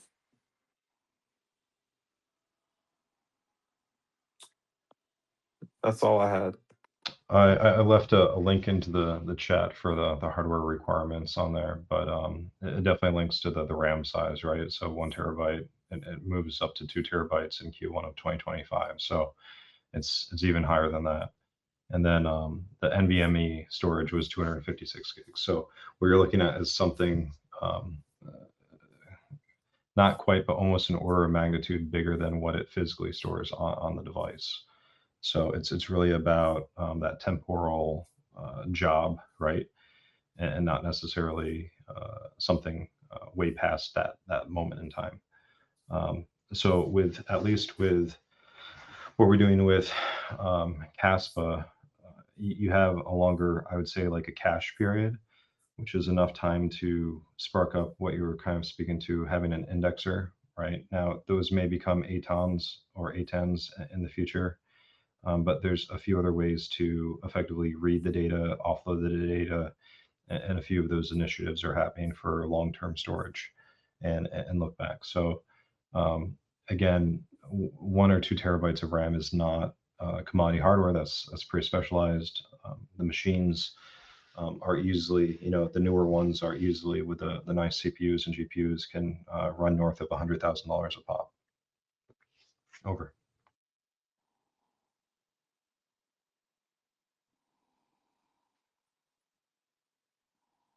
That's fascinating stuff. And I really like that we're even talking about a different coin other than just Kaspa. And to be fair, Kaspa is not just a coin, it's a global sequencer. It's a protocol. It's an ecosystem. It's programmable. It's sound money. It is many things. So to say it's a coin is really an understatement of what it actually does, which we've heard today, especially from Rory from KII, just reminding us that there's groups that don't see this as a coin or a crypto. They see Kaspa as a global sequencer because that's really what it is. There's no orphan blocks that are ignored, which is very different than Bitcoin. Bitcoin has to ignore orphans.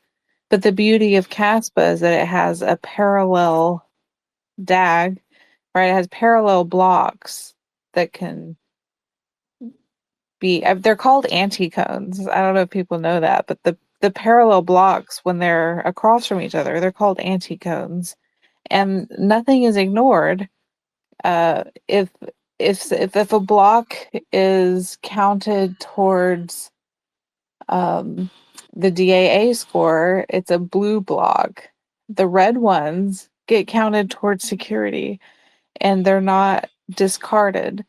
Whereas, we can look at Bitcoin and the orphan blocks are ignored. That's a waste of energy. It's not efficient. And with Kaspa, there's efficiency, which makes it highly sought after, especially by carbon markets and energy groups, which we've learned a lot about today. And energy is not my field, so I'm learning alongside all of you here today. I'm sure all of us are. We're all kind of learning. And this is really beautiful and fascinating.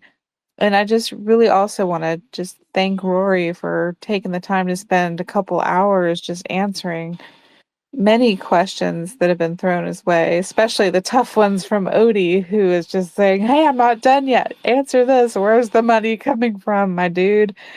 Um, so yeah, we appreciate all of that. Millennial, you have your hand up. Go ahead. Yeah, I heard Roy talking about the other day about I guess it's the fire blocks and the copper. And I just didn't know, like, I guess the question is like, is there a roadmap in order to get those inroads to copper and fire blocks? I think it is, so that the stable coins can be part of the ecosystem. Wolfie, I know, was working on it last year. Um, we we were talking with an exchange in UAE who wanted to list Kaspa. We know the owners of the exchange, and they really want to list Kaspa, but the regulatory rules and their custody requirements require them to use Fireblocks, and Fireblocks are aware of Caspa, but it's something that's, they say it's on their to-do list that they will get around to doing at some point. But I'm not aware of any official roadmap, and I'm not aware of any recent updates. It's not something that I've been following. Maybe someone else within KAI has more up to date knowledge. I'll ping our group chat and see if there are any updates. But I haven't noticed anything being mentioned about them in a while. But it's very important it's very important for bringing on more exchanges, but even more important for institutional liquidity, for stable coins to come on board, particularly for bringing on Tether and those sorts of guys, because they need to be able to have proper KYC and all the anti-money laundering stuff and everything else that goes along with institutional custody management.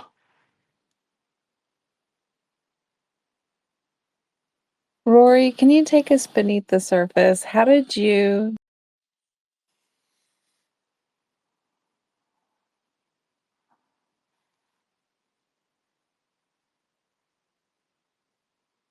I didn't hear a question. I just said, Yeah, how did you? it was getting good too. No, she just it just got muted. So oh, hold on, she may be back. Give me a second.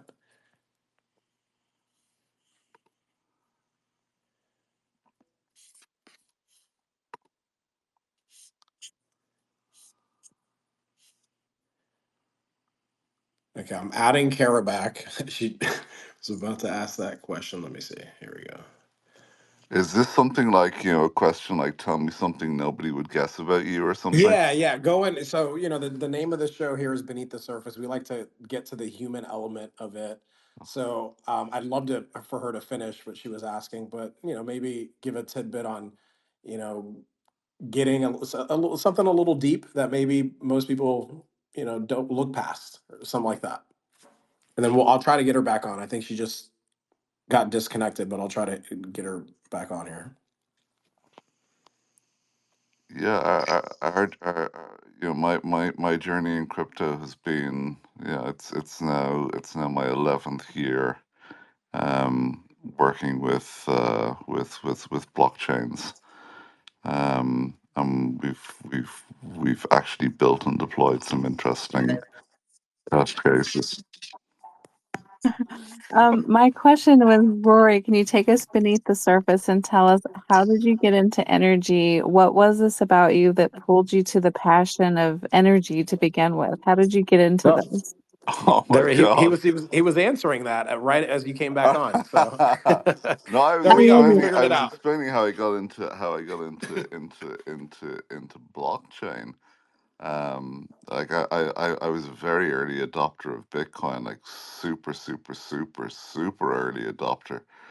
Um, but yeah, like, probably, within the first 6 months or 1 year of it being available, I came across and I thought, oh, this is cool. But my journey in energy, um, yeah, that's a long one. Actually, that goes back to the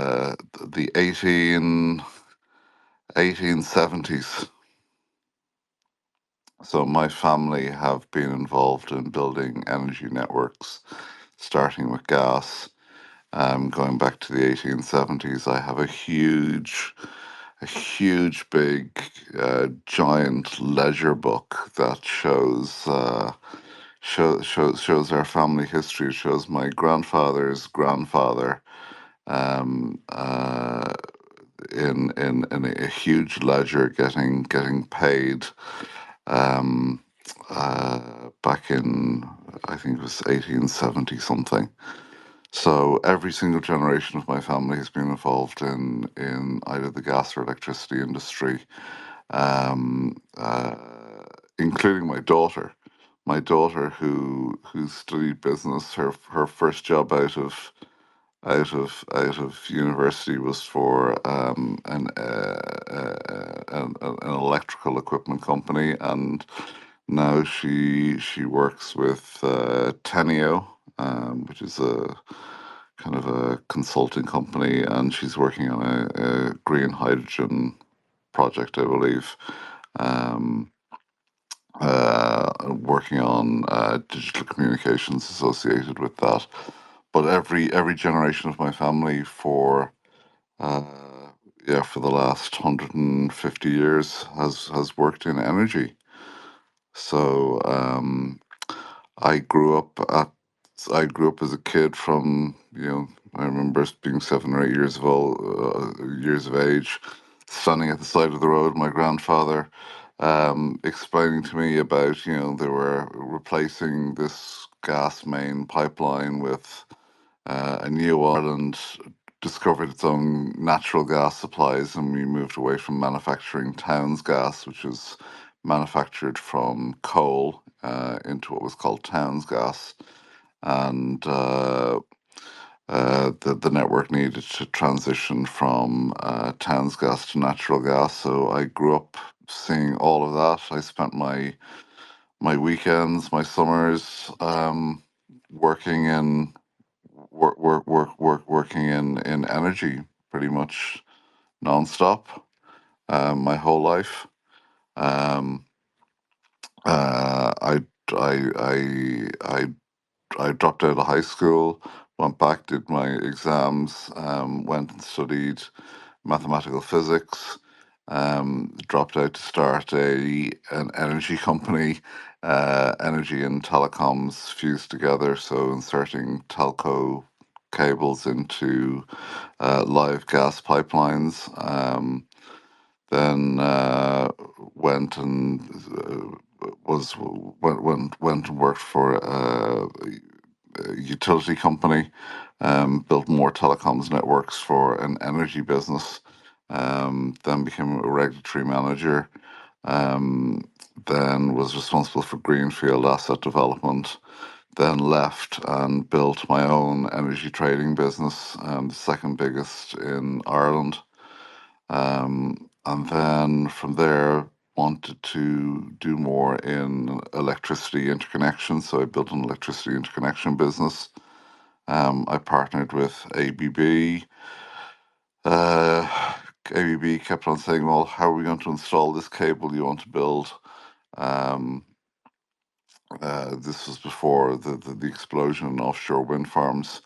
And they kept on asking me about a ship. How are you going? Where are we going to get a ship? Because after the telecoms crash, all the ships that were suitable had all been either scrapped or repurposed for other uses because nobody was laying telco fiber at the time. So I went and built a shipping business,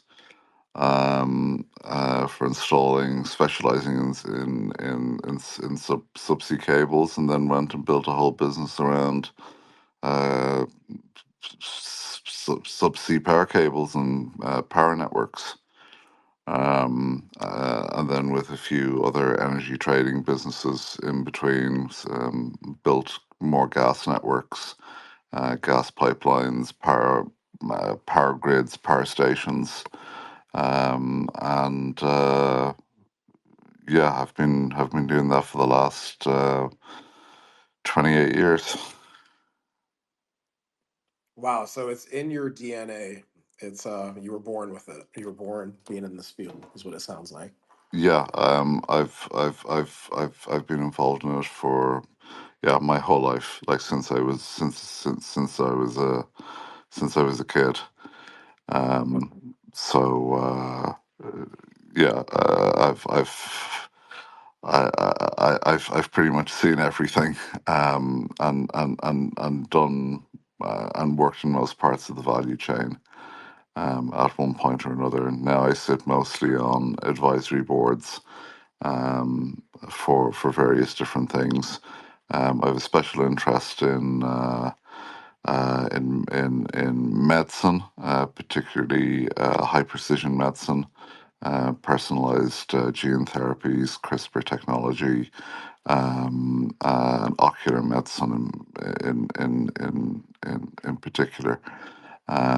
And then have been working more recently on technology called ferrogranulate, which is iron powder, um, which is a very stable way of transporting bulk energy, super safe. So instead of carrying green hydrogen, or ammonia, which both are very explosive, and costly to cryogenically, particularly with green hydrogen, to turn into a liquid.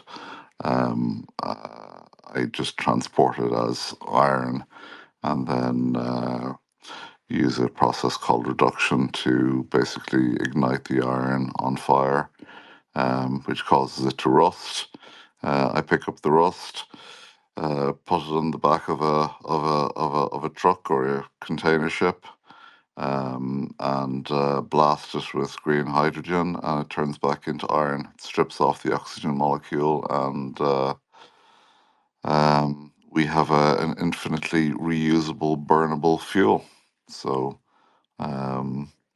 that's something that fascinates me. And then I'm working on some other stuff in the energy sector called, well, it's actually an optical technology called plasmonics. But there's applications in the energy sector for it related to um, photons interacting with plasmons to create a much more efficient type of solar energy. But you can also use the plasmonic reactions at the nanoscale to be able to create these sort of hot pockets, essentially, and it allows you to use a photon to split a water molecule into H2 and oxygen. So they're my two other interests outside of Kaspa. Wow, well. Thanks for going beneath the surface and sharing, some insights on your background and where it all comes from. It makes sense. It makes sense that you would, um, be into Bitcoin and super early. I'm a big believer that, well, I'm not this is fact, right? Energy can neither be created nor destroyed, only transferred. And yeah, we're grateful for what you provide with the KI. Also, you're in Ireland, right, Rory? You're in Ireland. Yeah, I've lived between Ireland and Monaco for the last Okay. uh, almost 18 years. Okay. So, but are you in Ireland tonight? Because isn't it like 3:34 in the morning there? Yeah, it's 4 a.m. Yeah. Wow. So that means you got on really. Yeah. So we appreciate you taking the time and you know allowing us to ask the questions like we have. It means a lot. Definitely means a lot to the show. And what we're trying to do here is spread the word of Caspa and as much as we can and speak on some of the issues, some of the things that people have concerns of. We just had Parker. I was about to. Okay. Is Parker still there or no? Do you see him, Kara? It looks like he just got bumped. Let's see if Okay, we there can he's bring him he's back. He's back. All right, cool. All right, Okay. yeah. So Parker, we have you up here, buddy. I wanted to introduce you here. Oh, Yeah, man. sorry. Feel free to take the mic. Yeah, thank you. No, for some reason the X spaces is so glitchy for me. I don't know why. I have to bump in and out all the time. But no, what's up, guys? How are you? I'm doing good. It's been a busy day. Um, just chilling at night. I'm just sitting here and listening to you guys. Yeah, appreciate you coming on, man. You've spoken a lot about Caspa being the the global sequencer, really speaking on that theme. So pretty appropriate with Caspa KII being here, and yeah, man, appreciate you coming on. Yeah, of course. Rory and I, we talk sometimes, and I always love talking to Rory because, and I was actually, so sorry. Part of the reason I was distracted is because I was looking into this ferrogranulate stuff and seeing if it had any applications for my work. So that's actually why I was away from the window. And so I was looking at this and just trying to wrap my head around how you how you burn it to release high temperature heat. And then I get it, and then it's just not something I'm familiar with. So I was having Gemini educate me. Um, I actually wrote a book on it. If you go to ferrogranulate.com, it explains the whole process and shows the entire process step by step. It's extremely energy dense, Interesting. um, and yeah, it's super simple to transport. Yeah, I'm gonna have to do, especially because at Chemex, like something we originally started with green hydrogen, but the industry needs a lot of governmental support that it hasn't been getting lately. And so it seems like many have given up on it. And I'm just curious if this is a one of many angles to kind of keep the industry going. And I just always like to look into things like this. KRC bot, is there anything that you would like to say or anything that's on your mind that you'd like to throw out there? I actually would like to even challenge KRC bot and Key. Rory, I keep calling you Key because I see that on your icon, but I know you're Rory. It'd be great to have KRC bot and Rory. I would love to just see you two nerd out, to be honest. Me too. Me too. I've I'm with you. Kara. That would be a conversation between them two. Yeah. I've sent him some photos on X regarding some of the Bitcoin like couple megawatt infrastructure build outs I've done in the past. I don't know, Rory, if you were ever able to take a look at that, but I have a bit of an understanding of what he's going on about with the VECs, RECs, and the markets, at least from a U.S. standpoint. I can't speak to the MENA and the international stuff at all, so I'll have to do some research there. But in principle, is it hard to get geological restricted areas that have their own rules and regulations coming up with their own way to incentivize with carrot and stick to get people to become net neutral? Yeah. Is it? But is that even the conversation? Maybe not. Maybe it's more about the fact that he's coming up with a way to get provenance of data and saying, hey, we're going to put it into an immutable state and prove that it actually happened. And that process is probably more important. As far as the confusion of interoperability and compatibility and things like that, it's more along the lines, at least from what I heard, of creating something like a KRC 20 standard, right? Where you say, hey, this is how people would be able to create tokens, and this is how we'd be able to look at it, and all KRC 20 tokens are equal, right? It just means that, okay, now that you can create these, then you can create the ability for them to be exchanged, to be valued, and then ultimately to have them backed with something. So as far as going into like Fireblocks, a little bit familiar with Dynamic, good company. They came out with like wallet technology, so it looks like they're growing quickly, and they do what 15% maybe global transactions. So it'll be interesting to see how that develops.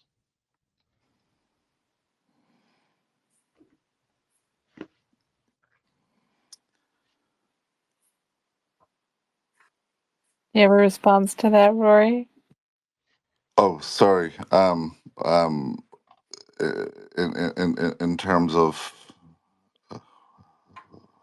sorry, I was slightly distracted there for a second.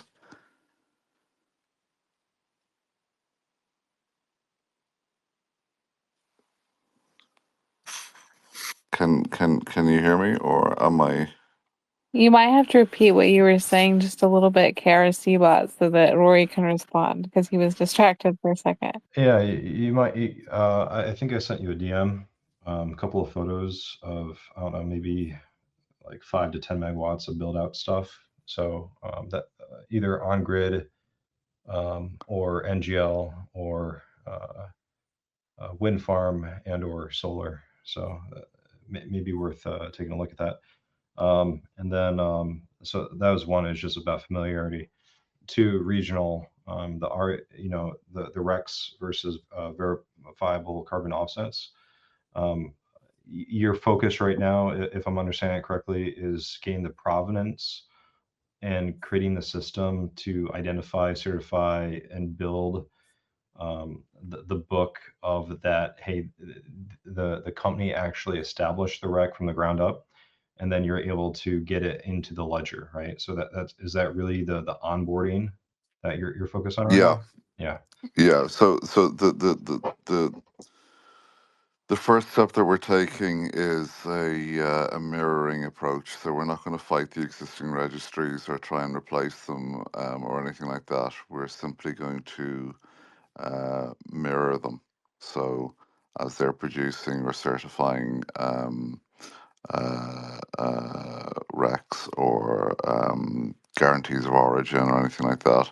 We're simply just going to mirror them on chain for now.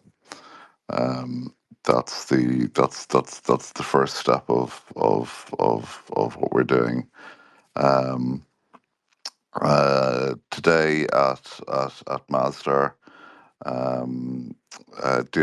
DII published their 2026 report for their 2030 outlook, and they shared that we're now tracking 800 different projects across the MENA region, renewable energy projects.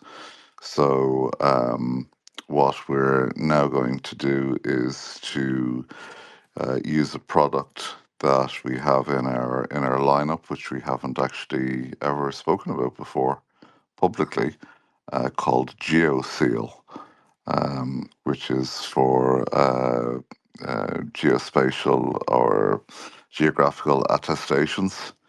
So we are going to officially record the physical locations of these 800 facilities on chain. So that'll be a first step for proving the provenance of the certificates, and a first step towards the guarantees of origin. So What we about have a continuous tool monitoring? called. Are you doing like satellite and checking, and like what do you have there to cover continuous evaluation? Yeah, we have a project to roll out MRV sensors to about 28. Well, for the companies affected by CBAM, that's 27 or 28,000 companies. We have plans to do something with MRV sensors for those. But for the other 800 projects that we're tracking, we'll cooperate with as many of the developers that are within our ecosystem as possible to again track them on chain and work with them on their guarantees of origin So and provenance. is the information that they're providing voluntary, or is that something that you're involved with um, having them contribute? So what happens if they're in violation? Nothing. Nothing. Okay. For us, it's voluntary right now. Okay. It's simply, we have a database of projects that we're tracking based on public domain information. And what we want to do is just mirror that information on chain as a first step towards being able to properly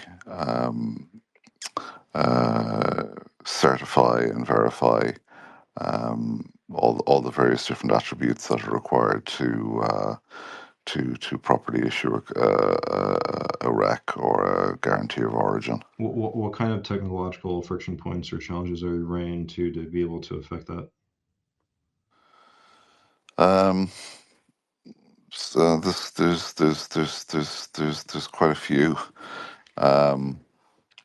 Some of which we're working with our technical partners to solve. Standards is a huge one.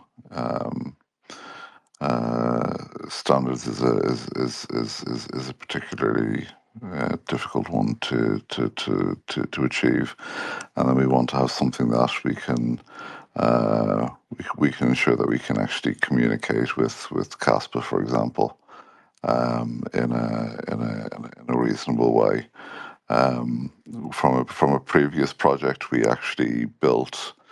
We had two different ones. We had miners and we had nodes, actually built into parameters um, long time ago. But technology has obviously moved on, and hardware requirements have moved on quite a bit as well. But we still have some interesting prototypes of just custom hardware that we've developed for different projects over the years, and it's how we can integrate them into the overall system in a reasonable and cost effective way.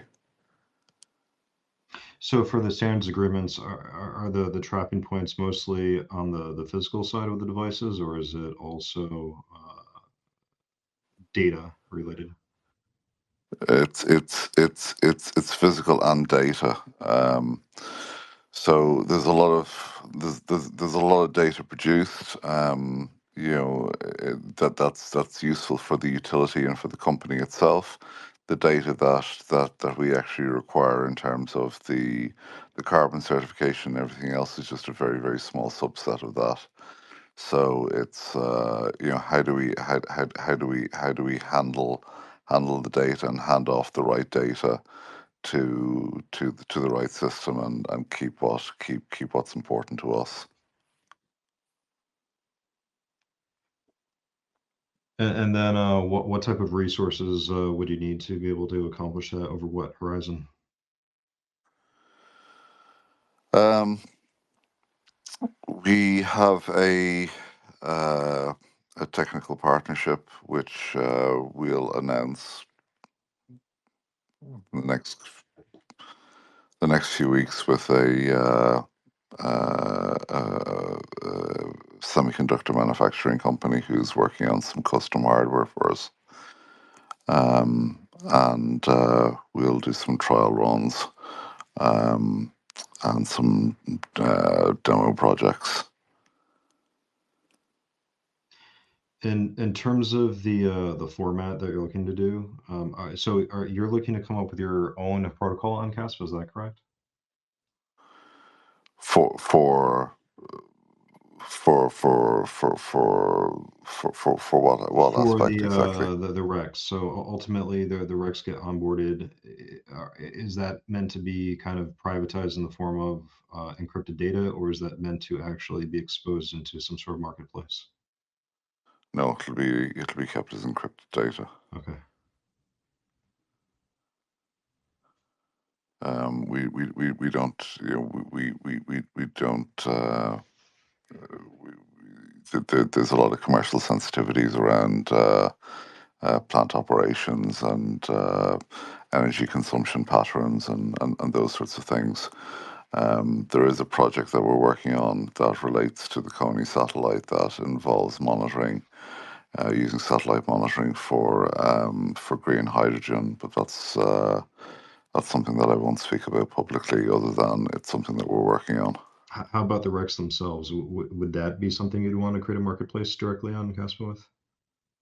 Yes, we've already built the proof of concept for it. Okay. It's called ZTEX. We gave we've done some live demos of it.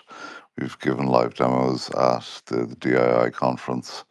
Um, uh, uh, I think we released some screenshots of it as well. But that's something that we created for Zeta. So in anticipation of creating standards for trading environmental derivatives, we created an exchange specifically for that, and that's running as a beta at the moment. Yeah. Any issues or lessons learned from that? Yeah, we were able to build quite a bit of it on previous projects that we'd built over the years. So we've built energy exchanges before. So in this case, what we needed to do was we needed to introduce tokenization into it. So we experimented with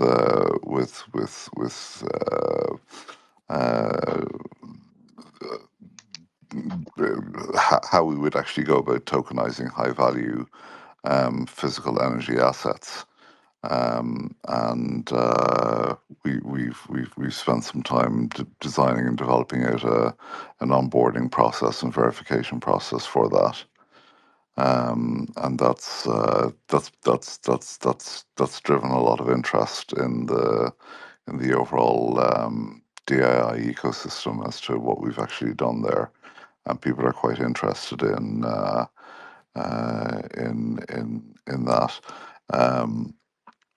We integrated a custom Kaspa wallet onto which we developed ourselves into the exchange in anticipation of doing something with Gigawatt Coin.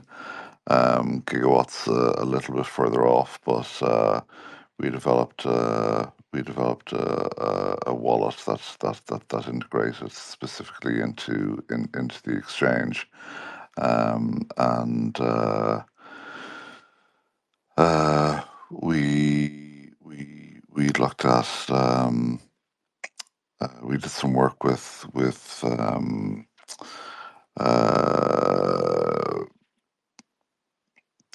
if I actually need to bring up the screen. It's been a while since I looked at it.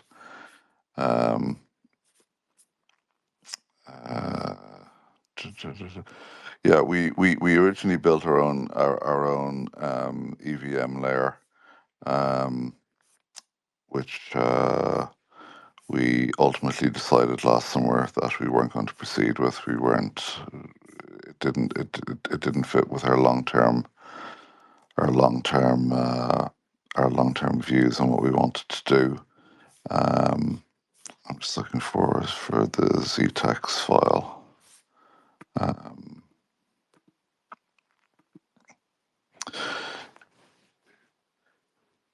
Yeah, so we were looking at how we could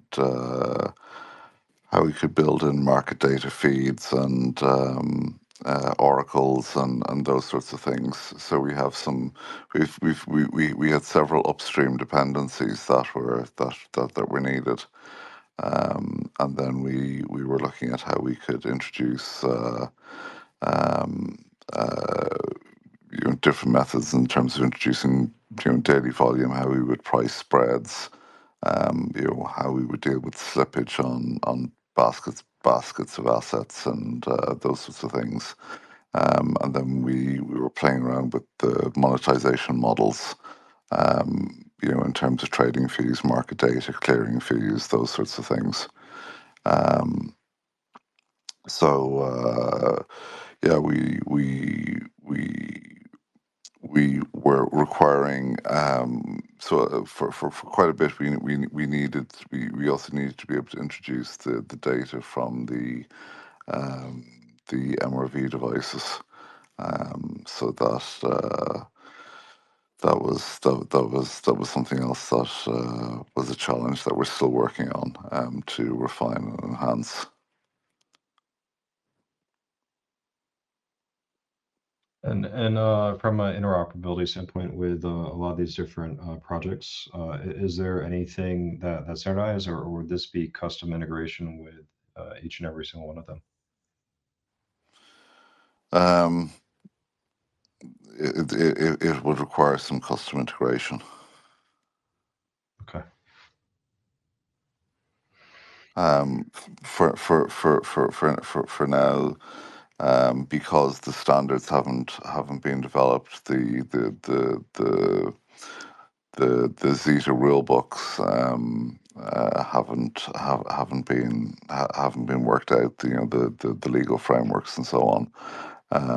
We have to kind of wait for those standards to be developed before we can do any further development work on the ZTeX exchange. We built it as a proof of concept, just to demonstrate to the to the trading community what a marketplace for carbon attributes and tokenized energy assets would look like, For the and how they could interact with it and play with it and so on. what kind of cadence would you have from the sensors of the 800 projects? So would they be updating daily, hourly? What would that look like? 15-minute intervals. Okay. So generally, the energy market works on 15-minute intervals. So that was the standard that we were taking. We can take it faster or slower, but we just went with 15 minutes as the default.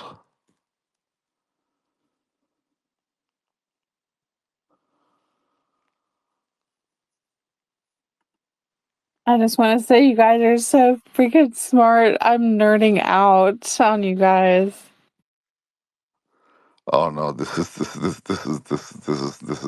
not being very smart about it at all. At 4 o'clock in the morning, it's not something that I expected to be talking about. I was listening in as I was just writing down some ideas and some thoughts after some earlier meetings today. So I just happened to be listening in.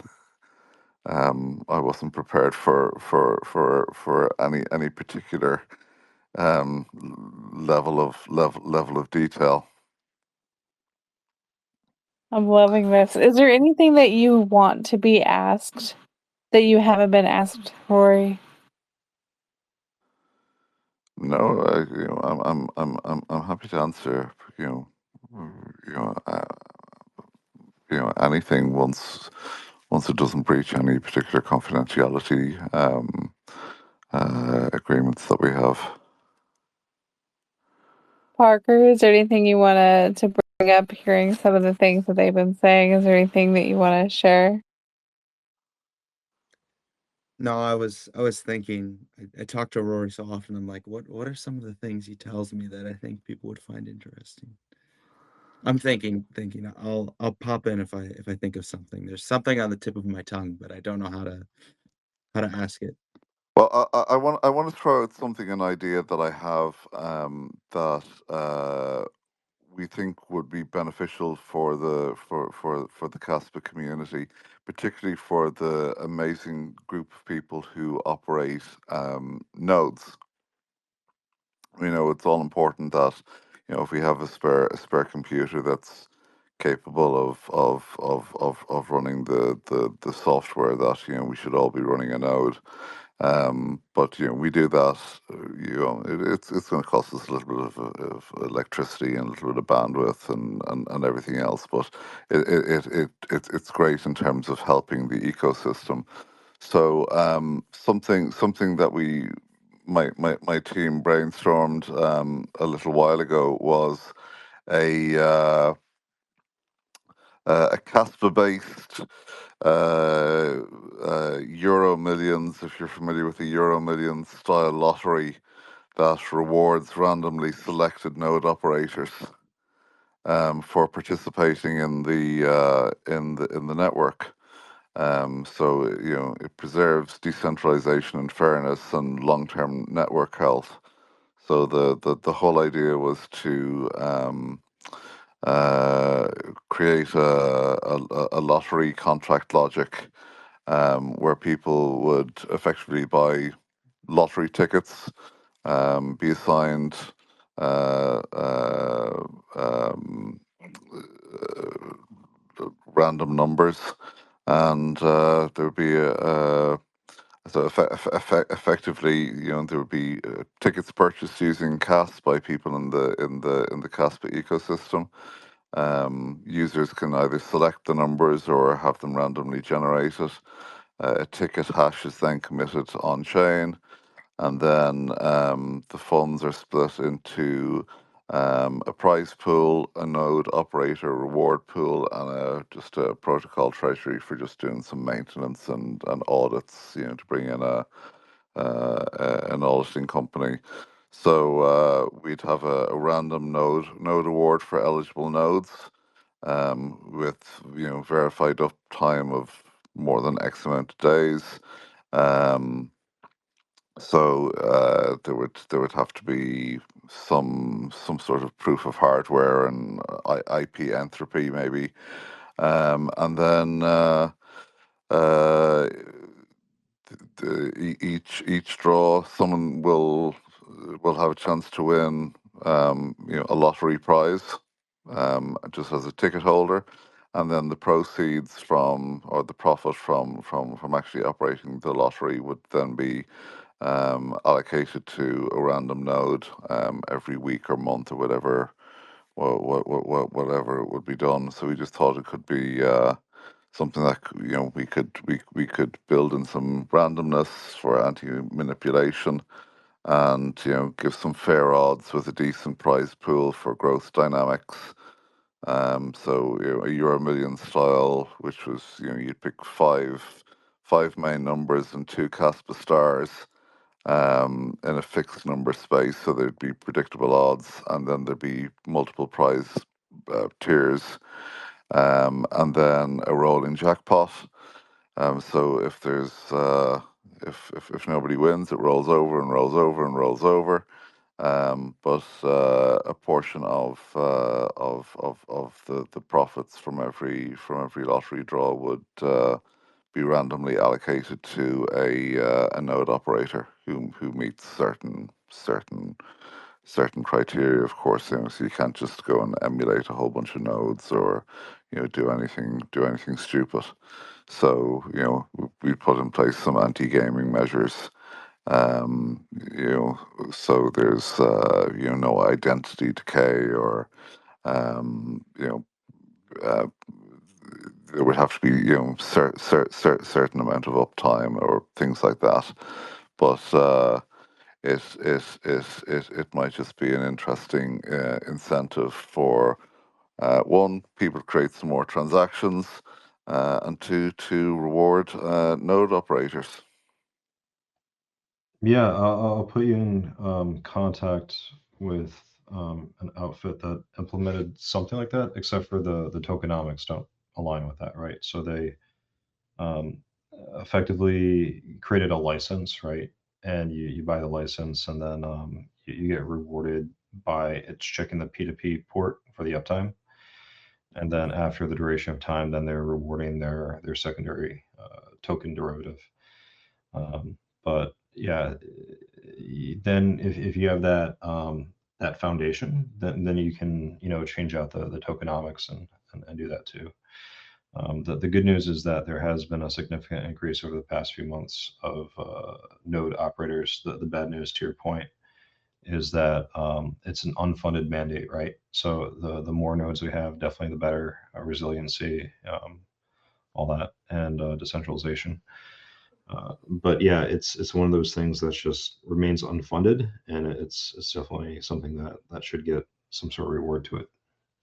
Or Yeah, it was just it was something that went on the whiteboard at one point a few months ago, and it's been sitting in my notes app. Just one of our analysts just did a few bullet points on it, and it was something that I thought I might just mention, that it could be a fun, interesting project, and maybe somebody might be keen on taking it on, or um, you know working on the Caspa hackathon on it, or something like that. So just be interesting to get some community feedback to see if it would be of interest to try and incentivize the node operators, and create a little bit of fun, and uh,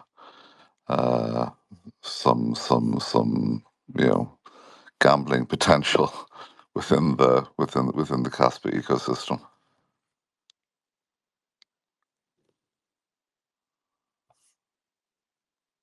yeah, personally, I'm pro anything that helps grow adoption, and it's reasonable.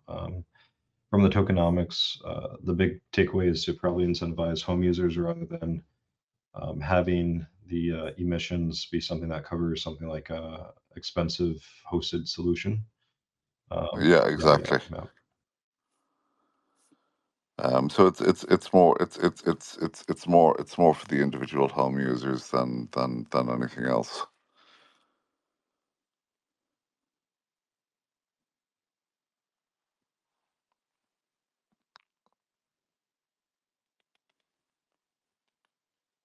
I see Onion here. Every time I see Onion, I want to invite him up on the panel. So Onion, if you want to be a speaker, hit that request button. And Odie, I don't know why you're back to a listener. I want to hear you talk because I know you have opinions on this. So request to speak if you want to come back up on the panel. I love you guys. Well, I can tell you, I love the idea that people are starting to see Kaspa more for the data properties, right, as risk mitigation and throughput capability for larger industry and business applications. So I think that's exciting, definitely. And I can tell you, we've had some really interesting and crazy ones come through as things that we never imagined or expected. Um, uh, I've shared some of them with some members of the guys here, privately. But some of them are pretty wild, actually, in terms of ideas that people have for utilizing Caspa within their businesses.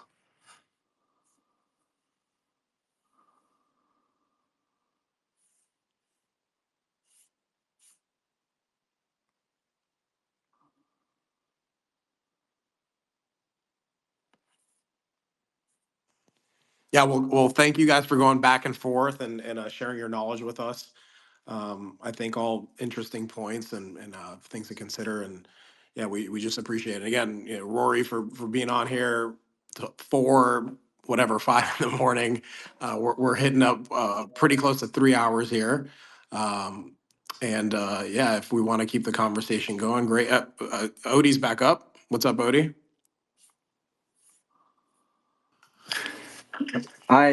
I'm seriously sorry for my disconnection. I found some dogs literally in the snow chasing people and deer, so I had to house them and then call the non-emergency line.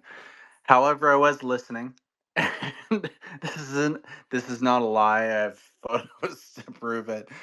It's a black lab and what's the other one? A border collie, teenager dogs acting like pit bulls. Anyway, I do have, I guess, a question for Kaspa Key regarding the REC, which would be REC would be kind of, I guess, companies that were stamped as neutral and who will voluntarily say, I am a carbon neutral country or jurisdiction, and I want to be that. And how like KRC20 kind of led you into that conclusion of being like, oh, let's talk about this. Maybe they're voluntary companies. When the question I was asking quite fervently was about how are we going to distribute this amongst all the countries? And I guess my question is just why couldn't you clarify that it's a voluntary thing and not a voluntary thing for countries when I made it so blatantly clear? I was talking about Russia, I was talking about Canada, I was talking about neighboring countries. And why didn't that get brought up at all? Different countries have different policies. I'm aware of that, but I'm saying I asked fervently about how are you going to implement this taxing or promoting carbon credits to these countries when they all have different views, and there was nothing of it. And the conclusion would be it's a voluntary based system, but that didn't come until 30, 40 minutes later. It just makes me feel like quite odd. Yeah, but Let him answer, Odie. we're not taxing anything. We're simply there to try and enable a functional market, starting with the MENA region.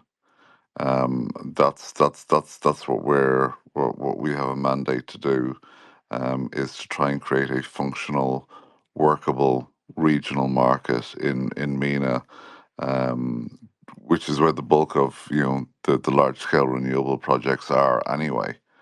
And we're tracking 800 of them at the moment. So that's where our focus needs to be. And there are mandates for carbon markets, in UAE, in Saudi, in Oman, and various other MENA region countries. So those governments are taking it seriously. It's not a tax. Um, it's a carrot and stick approach based on the polluter pays principle. And if you pay, if you create, if you generate energy without creating pollution, you get a credit for it. There are voluntary schemes in different countries. Different countries have different standards in terms of the quality of the emissions. Um, there's rampant fraud of certificates coming out of China, for example, where they self-certify that there's a power plant or a factory or X, Y, and Z, and it doesn't actually exist. So you need to actually physically check that something physically exists in a physical place, and that can actually be either attested to by uh, uh, a verifier physically being at a physical location and physically recording that Right, right. location You on know what I'll time. say is just 15 minutes before this, KRC20 asked you the same question. You said you weren't going to be doing the verifications.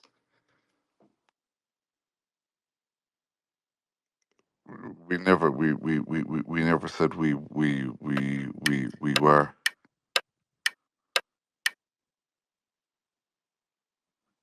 Yes, well, that's implying that you guys would be.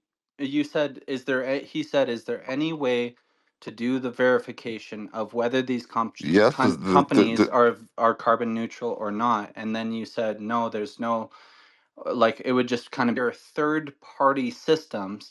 How much overhead would that cost to start to enforce this carbon neutral initiative when it comes to men on the ground, feet on the ground, enforcing there's like registries. it's similar to food, it's similar to like food quality inspections, right?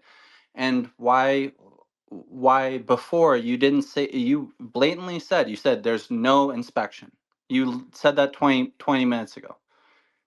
And I just have a difficulty honestly following when it becomes things that are actively changing, whether it be voluntary, like there's a voluntary requirement of the people who are being part of these carbon credits, which would be, by the way, governments taxing their citizens in order, because if there's going to be a reward or a penalty, it's going to be government enforced. So therefore, you have a government who is taking their own money and rewarding other like Paris, for example, or NATO or something, but they're rewarding countries for their carbon neutral energy production.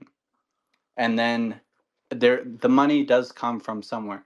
But I am getting constantly confused with these slight adjustments. It's because the market is heavily fragmented and siloed, and very different from region to region, and there's lots of different flavors of it, which is why we're Exactly. That trying. was my first point, though. That And was the and first thing that I was and yelling. I was saying, hey, listen, when I live in well, British there's no need Columbia, to yell. Alberta has a complete.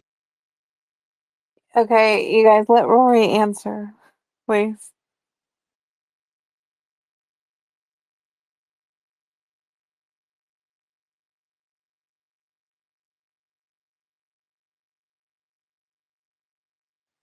Rory, go ahead. Sorry, I muted everyone because I wanted Rory to get a chance to answer, Sorry, and he my keeps bad, getting my bad, my interrupted. bad.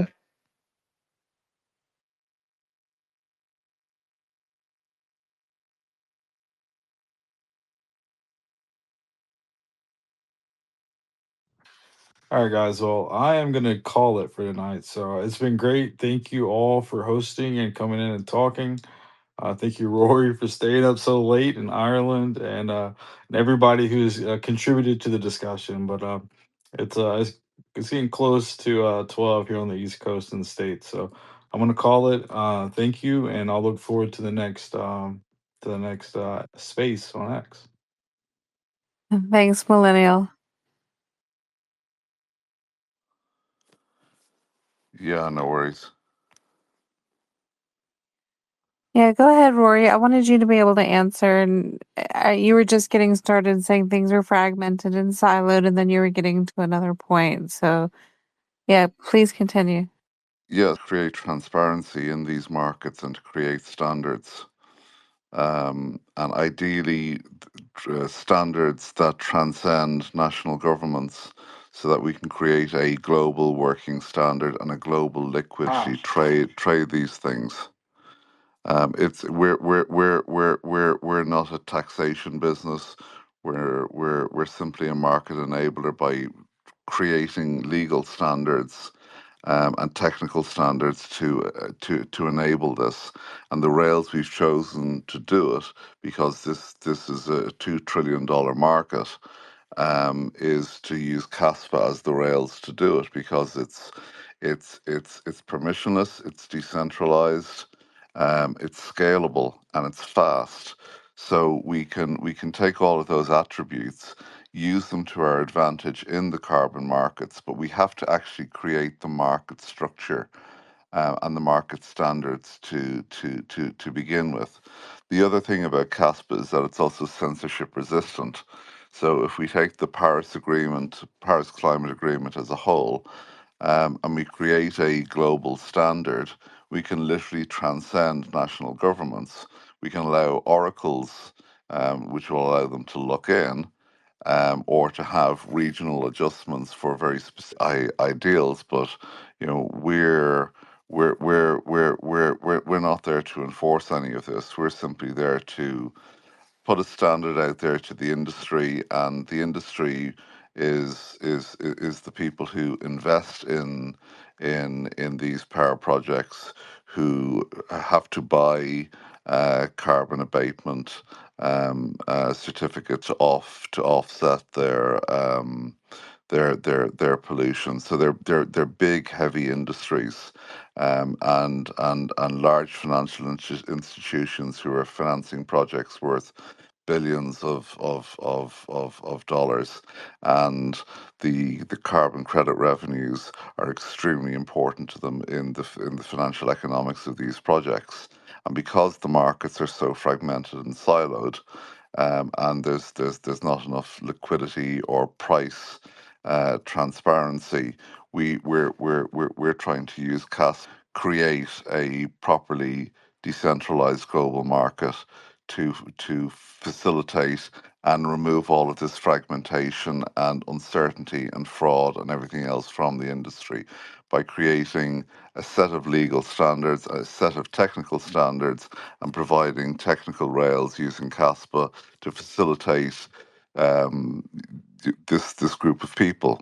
So the group of people who, like I say, who are financing these projects, they need certainty that they're going to get a certain price for carbon going forward, because it directly implicates the cost of financing the project or the economic viability of a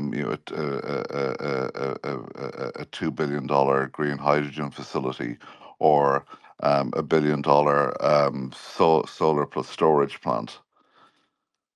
So we're large bankers and investors and large energy companies to extract the most monetary value out of these projects, to make sure that they're actually built, so that we actually have enough energy to run the data centers going forward, that we actually have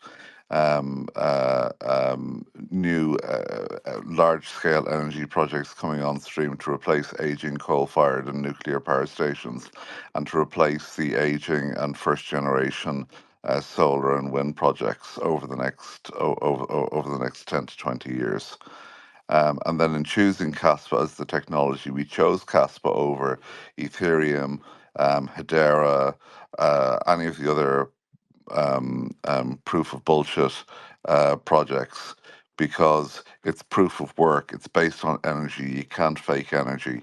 The projects are all about energy, and they're being financed by energy companies. So we chose proof of work because it's totally decentralized. Nobody can come and mess with this system that we want to put in place, and it's a $2 trillion a year market for very, very important, very expensive assets that we don't want anybody to mess with. So the cost of an attack on a proof of work network is extreme.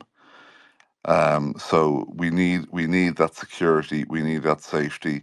The volume of information coming from this, as more liquidity comes into the market, the higher the frequency of trade involved, the higher the data levels, the higher amount of information coming from the MRV readings. But all of this is to facilitate the next generation of energy plants, the energy transition, and everything that's going to power these huge AI clusters going forward, using clean or cleaner energy. And the carbon part of this is a very big part of the financing equation. So you need to have the liquidity and transparency in the market, and you also have you also need the ability to ideally not have national governments interfere with global markets, or to weaponize carbon in the same way that they've weaponized other energy commodities. So Casper fits the How do bill you very have global nicely. markets? How do you have global governments not not infiltrate free markets with your plan of standardizing a global carbon narrative? By the way, the first time we talked about it, I tried to talk about how these different countries have different feelings about it, and there wasn't quite an answer. And then when KRC20 talked about it, you said that there would be individual zones and their specific feelings about carbon emissions and what they would do, and you would adapt to that. And then what you've recently just now said is a standardized worldwide vision for a credit slash penalty for not attributing their countries to a particular carbon credit system. So I'm trying to find out what is the final position on what you're lying here.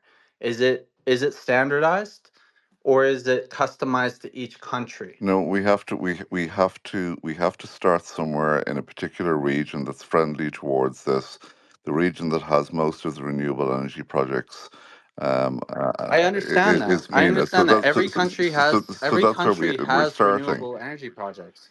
So, Every country has renewable energy projects, not only because it's cost effective, which it is much of the time, because fossil fuels become increasingly more expensive. So why would the country that I'm living in make a huge hydro dam?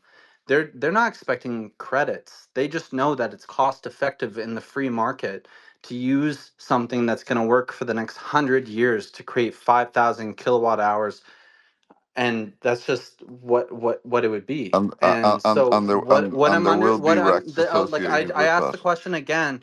I asked the question again, is it voluntary? Like, what is it voluntary for the countries, this plan that you've created, or is it a thing that gets implemented as, and I'm not against either one. I just haven't gotten a clear answer.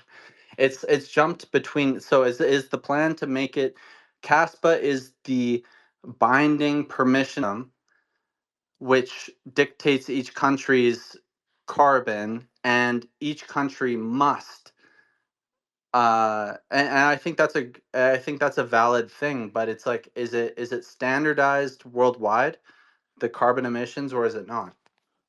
No, like I've repeatedly said, it's completely fragmented globally. There is no global standard. So what we're trying to I know, do, but you're trying to create that, is what you just said. You that's said the exactly what I Paris thing, said. and you said We want to create a global standard. Hold up a second. exactly. Odie, hold Exactly. on. He Hold wants on. to create a Odie, global Odie, standard of. Okay, Odie, hold. wait. Let me finish. Let me finish. He just said he wants to create a global standard so China can't burn coal, Russia can't burn coal, and this is going to penalize them somehow. A global standard, which starts. It sounds a lot like the WEF. Uh, and that's okay, but just be upfront about it. Is all I'm saying. No, you're completely misconstruing what I'm saying and trying to explain. Um, we're trying to make the ability to trade these financial instruments a global standard, to standardize the instruments themselves. Governments will do what governments will do, but we want to make. Okay, well then there's another. Okay, I'm sorry, because it feels to me like Odie, it's can I just can I chime in here? Odie? All right. I just okay. I want to try to bridge the gap because what I feel is like you are asking questions and you want a specific answer, and then Rory is telling you, you know, maybe the basis of where they're coming from, which is what I get is a market maker for all of this. But you're looking at it almost as if it's supposed to be one or the other. And I mean, like you're using words like, oh, is it a standard? Is it this? Is it that? And it feels like, and again, correct me if I'm wrong, Rory, that you're saying, okay, we need to create a market for this and to see what the market says. So in a free market, the free market's going to decide and choose that. But Odie, you're looking at it fair. like, but what we come from a control system, so you're kind of asking questions from the fiat based system and what we're used to, and then Rory's like answering it from a free market perspective. That's what I'm channeling. Yeah, So let me I'm saying it's impossible to reward a country for making renewable energy because it actually is right beneficial for now. them. Yeah, right now, It's based on the standard right now. I get that. I get where you're coming from. I'm saying it's beneficial for them to start with, and they know the only reason they'll have a $15 billion hydro dam like I just have had in BC is because they know that it's more efficient than coal. So for them to be penalized into such a, or sorry, rewarded into such a decision, just kind of sounds like it's going against the free market altogether. And if we're going to try to make something that rewards the renewable energy and then penalizes the coal energy, my big question is where does the money come from, and how do we penalize these countries that don't want to participate? And if not, it's just voluntary, and it doesn't matter anyway. I think so. My understanding is the countries that even do want to participate right now, and again, Rory's going to know much more, and perhaps even Odie, you know much more. My understanding is the game theory doesn't work for the carbon situation because there is no sequencer, I there is agree no with that. infrastructure. Yeah, there is no infrastructure to make it work, even for the countries that want to participate. So you need an immutable ledger, a public ledger, a ledger that will never go down, and a ledger that is scalable. Ideally, it's gosh, what's the term?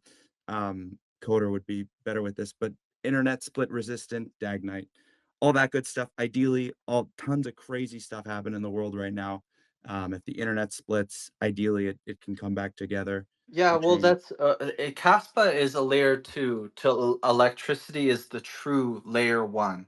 Okay, and if you look at it really, game theory, free market, it is truly these new free not free energy, sorry, renewable energy projects, which will gain the advantage by having Kaspa miners. They'll have AI data centers. They'll have Bitcoin miners because they are maybe placed in a place with no population that has ability to purchase this power, but it's so perfect for energy generation. So these, by the free market itself, renewable energy does flourish, is the point that I guess I'm trying to make. And in order to penalize somebody like China, who is the main uh, CO2 contributor, it's like, are we gonna say you're not getting credits? That's or are we gonna come at them with force? The whole concept for me, like I love the idea of using Caspa for energy trade, but to penalize or reward different societies for their carbon usage just sounds like either you need an authoritarian overarching government which controls all of it and penalizes and distributes these tokens, or people who just don't give a fuck just won't give a fuck and they're gonna get out and they're gonna do their own thing, and then you're playing a game within people that already are participating, so it doesn't matter. I guess that's where I'm at. My understanding, and again, Rory, please jump in if I'm wrong, but there is no current coordination layer for those who want to play the game and that's what Caspa Industrial Initiative is trying to build.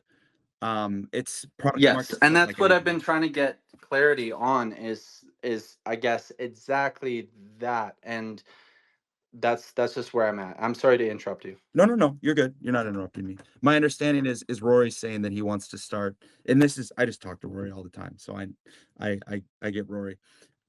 But he, they have great connections in MENA, Middle East, and North Africa. And so my understanding is like, so if Saudi, Qatar, um, Oman want to work together, perhaps there's no good coordination layer that can all jump on tomorrow. But if Key makes the gigawatt stablecoin and says, hey, go on this public network that is Caspa, it's like TCP/IP, but for energy, and you can just tap into it. Here's our interface. Um, you know, monetize it, etc. There you go. Boom, you've created your coordination layer. If these 3 countries, 4 countries, 5 countries want to now play game theory nice with each other and start solving the tragedy of the commons problem, it gives the coordination layer to do that, whereas before that option wasn't even available to them. I guess my follow-up question would be if BRICS fell apart with their new form of currency, which is to be trusted, which combines gold and many other resources. Um, I just feel like just giving countries permissionless USD to trade trustlessly is the epitome of what any country could be asking for if they're going to try to trade energy.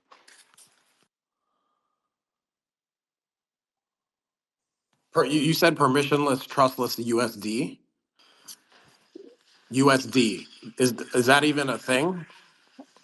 Yeah, I would say in countries' eyes at current levels right now, I would say compared I would say it's such a jump to, like, let's say, like, let's just look at BRICS. They tried to combine a basket of goods which are physical, and and I I may not know enough about the sanctity of a KRC20 token, um but at this point my idea of adoption within the next 2 years is what we need, is to give a company slash infrastructure something which uses the same method but does it way more frictionlessly, way more fast, instead of introducing a completely foreign concept which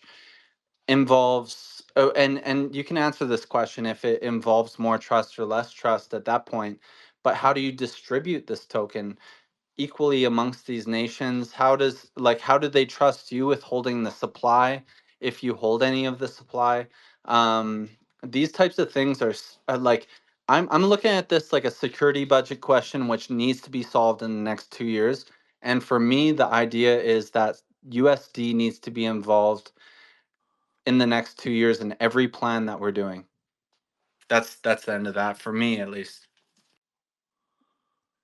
Well, I would completely disagree with that. USDT is definitely not a solution for energy markets. Energy markets are traditional oil and gas. Yeah, relies on the petrodollar, but you, What you is the petrodollar?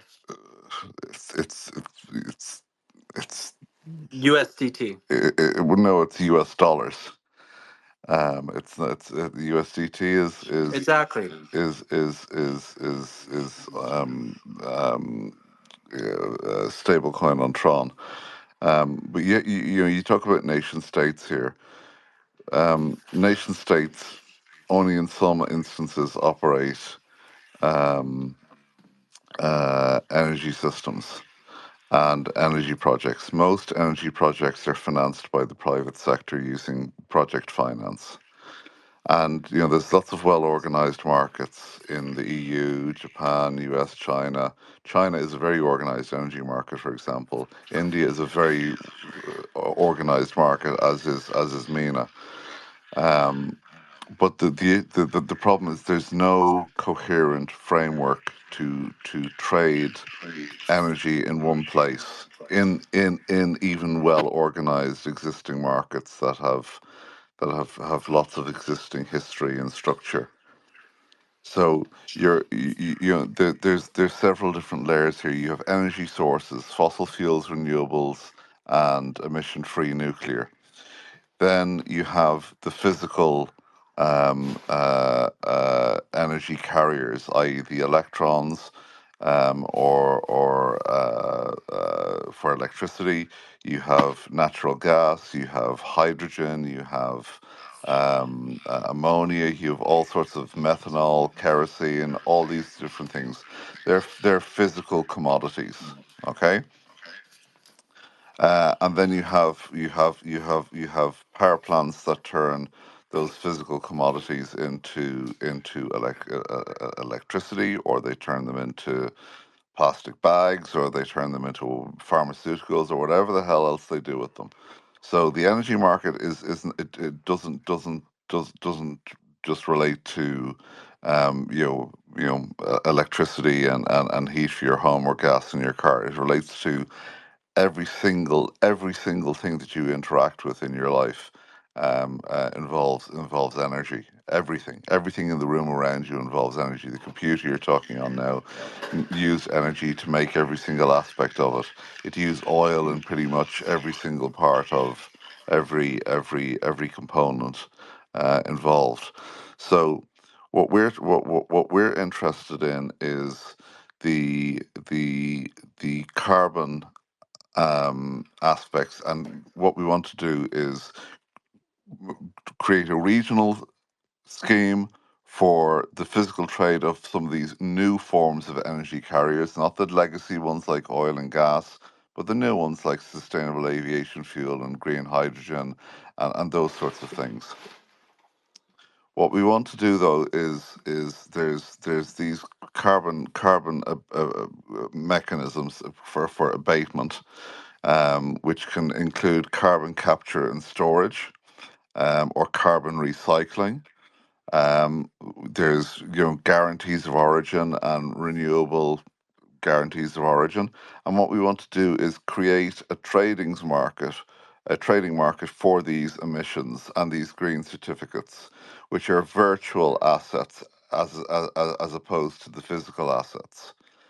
But those virtual assets carry a value, and that value is needed in terms of supporting the financing of those new renewable and cleaner energy generation projects. So our job is to build a well-structured market, or facilitate a well-structured market by creating some standards about how energy is traded, how you buy and sell it, how you prove Would where it comes from and where it goes to. would you at least acknowledge that these credits are at least a reward or a penalty?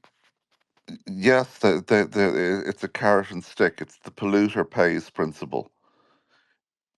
Right. So it's a tax. You're saying the polluter pays. So just like in Canada, that we have a tax on our gas, which is like 30 or 40%. So the public pays for a reward in order to penalize or provoke other countries to do carbon neutral activities. Yes, you can call it a tax, but there's other carbon taxes that are placed directly on gasoline and diesel and Yeah, home on the heating companies oil and themselves. on the Yeah. commodities themselves. But we're talking about the ones that come from specific energy sources But in why not terms of target the ones that do the most CO2 emission? It's not hydrogen, it's going to be coal, right? And how are you going to stop coal when it are, probably are, does are, are, 90% of it? I don't care about stopping coal. That's none of my business. What I'm Right. interested in is to facilitate a coherent framework for trading physical markets and financial derivatives in terms of virtual markets for these carbon certificates. I'm all down for RWAs. And what I hope for Caspa is to be the base layer which can do finalized electricity trade between countries that can't trust one another, or there's arbitrage opportunities and stuff like that. That's where I feel like, but how they generate that electricity seems like a total bag of things that would be almost impossible. I'm sorry to say it. For that, that's just the way that I currently look at it. The regulation would take so much money outside of what cost CASPA offers. And what CASPA offers is the finalized layer of, well, it offers finality between parties that can't trust one another without arbitrage opportunity. I guess that's where I'm getting at. Well, if you look at China, for example, China is actually taking the lead in that they're installing more solar panels and renewable energy than anyone else on the planet. To the point where it's thousands of panels per minute, 24 hours a day. If What you, percentage of that would be per capita to their total energy generation, though?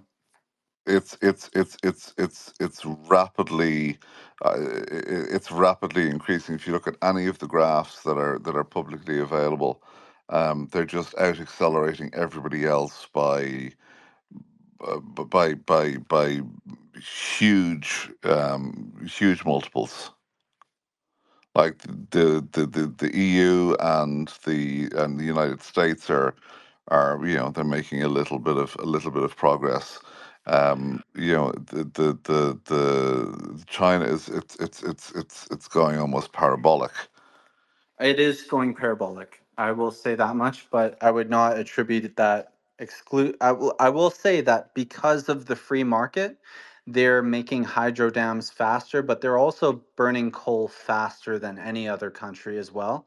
And if you look at China's energy consumption from 2000 to 2025, you will see that they started lower than the US, like probably three times lower, and now they're about five times higher than the US within 25 years.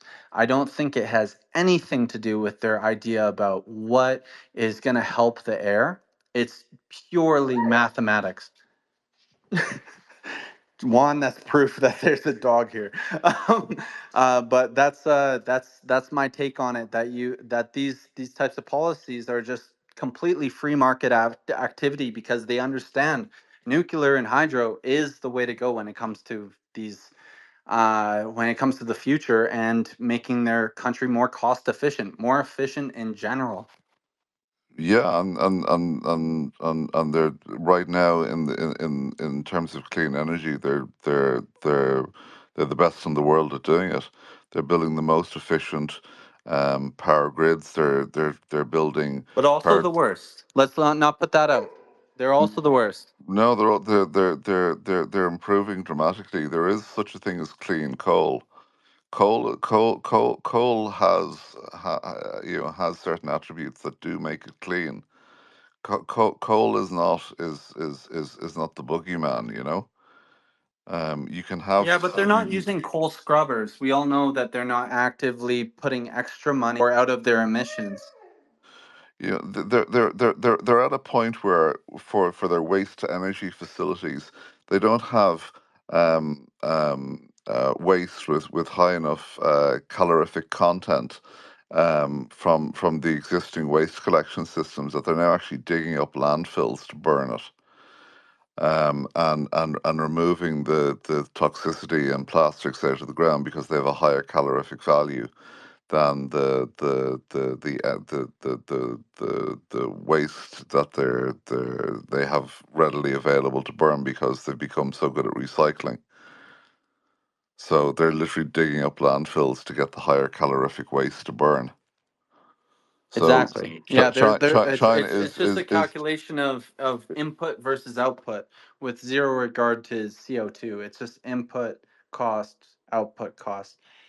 no, However, I feel like I've you'll find that China is very much uh, working, quite actively on trying to move to being a net zero society. They've brought they've brought they've brought solar, for example, from the most expensive form of energy down to the cheapest on the planet. and they've brought basically every technology down to a 10 times cheaper form of its original cost because of their manufacturing dominance and engineering dominance when it comes to just that exact thing. And a lot of that, and a lot of that then comes down to cheap energy, efficient, reliable power grids that they've been able to scale. Remember, if the Staker of China, they're the biggest single company and employer in China. If it was listed on the global Fortune 500, it'd probably be listed number three. It's one of the biggest organizations on the planet. There's more people working on the energy system in China than they have in the Chinese People's Army. So they have something like 1.8 or 1.9 million people. They have 50,000 PhD level researchers in their what they call their Global Energy Internet Research Institute. So they are actively working on this. They have the most advanced power grid and system on the planet by far. They're able to transmit the entire output of the Three Gorges Dam all the way across China, across a whole bunch of small cables. Yeah, I believe that if anybody's going to find their way to free energy first, it probably is going to be China, and it will be totally disregarding any idea about how much carbon it emits. It's going to be an input. How much work did this put in? How much money in and how much money out calculation? And I think that's the only thing that they even care about. Um, I But but guess. but solar plus storage is now far cheaper than coal. They're putting Are you? solar everywhere. I get where you're getting at when you're talking about the storage situations and my like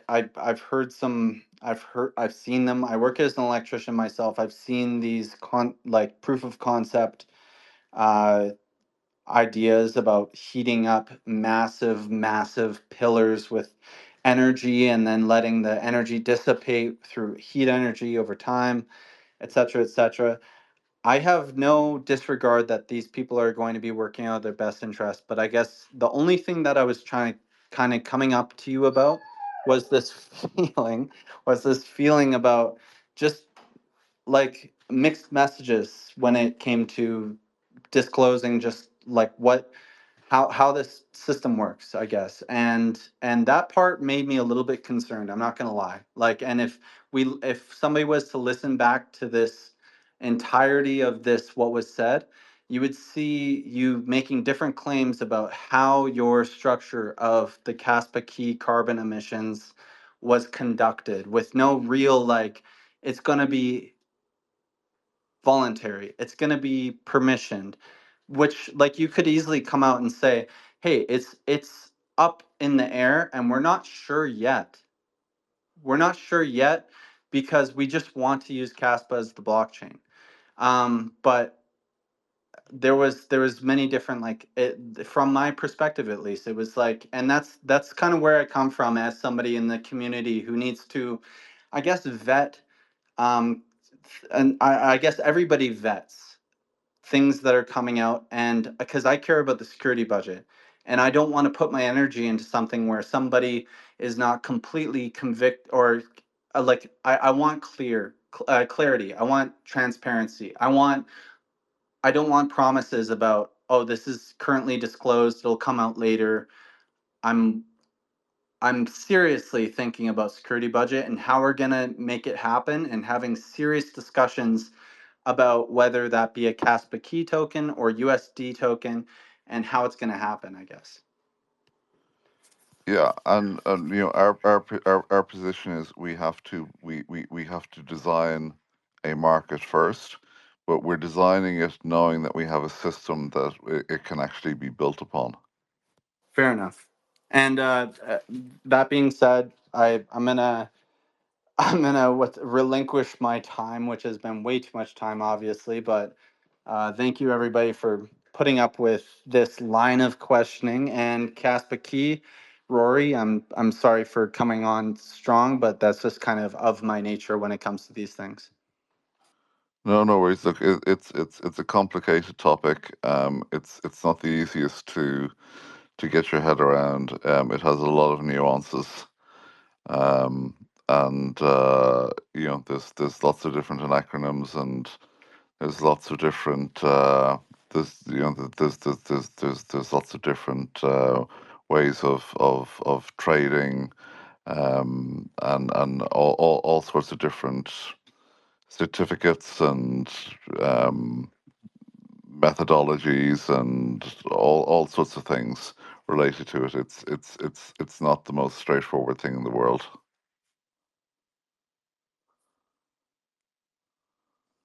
Yep. Well, Well, I'm happy. I'm happy. thank you for the patience. I know I was coming on strong, but that's kind of part of my nature. So thank you. No worries. Awesome, guys. Well, I mean, I enjoyed the conversation and the back and forth. Some of the stuff I shared, Odie, you were messaging me. I'm not a technical guy. I understand energy from, from my body type of way, and there's a lot to learn here. I'm definitely going to listen back. So I just appreciate, Odie, you wanting to get to the answers that you were kind of looking for, and Rory, the patience, you being here as long as you've been, knowing what time it is where you're at. So we just appreciate that. Yeah, no worries. No, just been making notes on something else that's important that I just kind of get done whilst it's still in my head. So Awesome. I've been working away a little bit on some other things whilst listening in. But happy to do to have the discussion and have the chat, actively working on these things. And market design and developing of standards is a difficult challenge, but one actually made a lot easier by knowing that we do have Caspa there as the basis upon which we can build the types of things we want to build.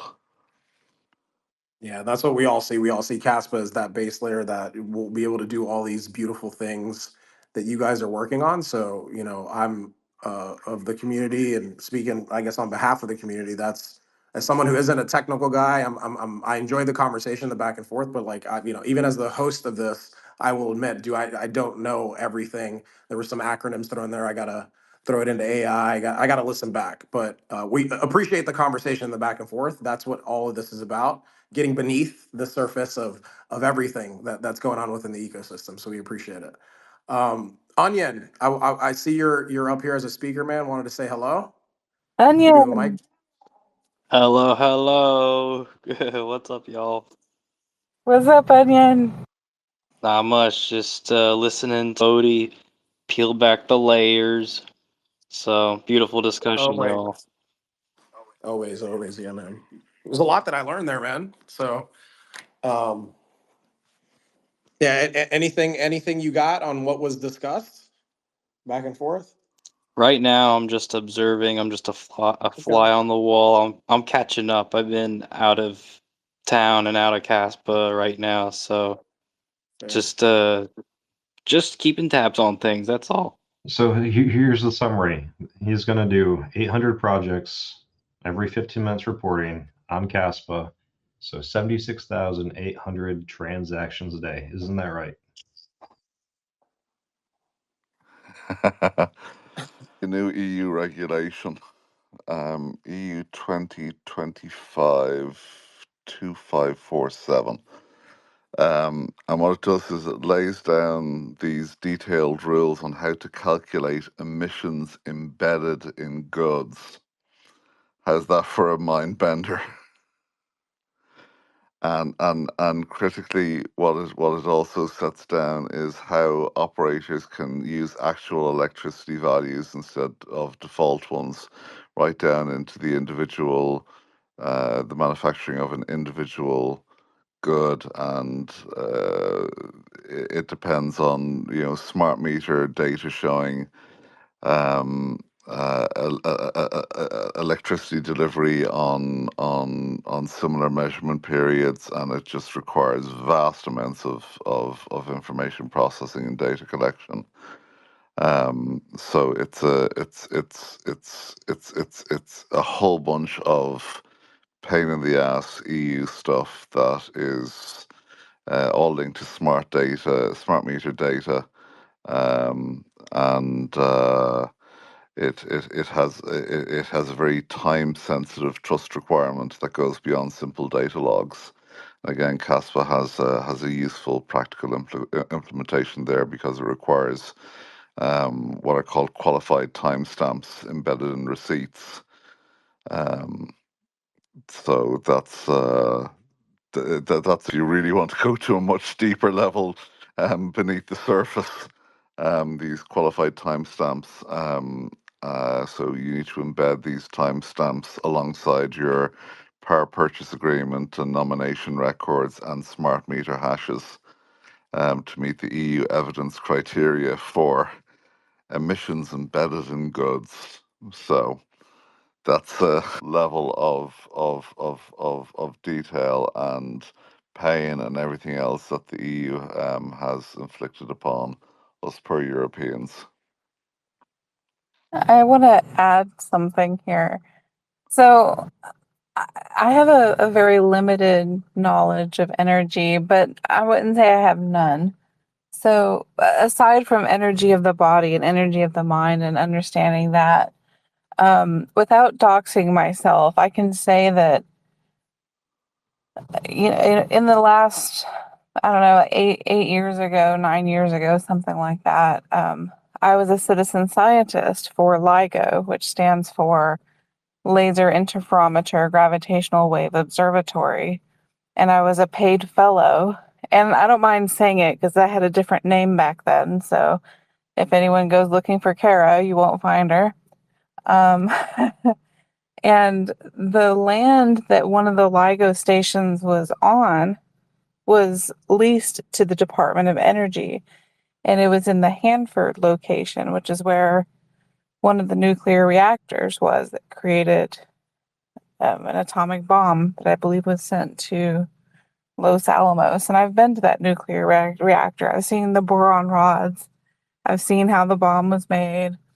And I worked remotely as a scientist, but I was offered a job in the control room at the Hanford location.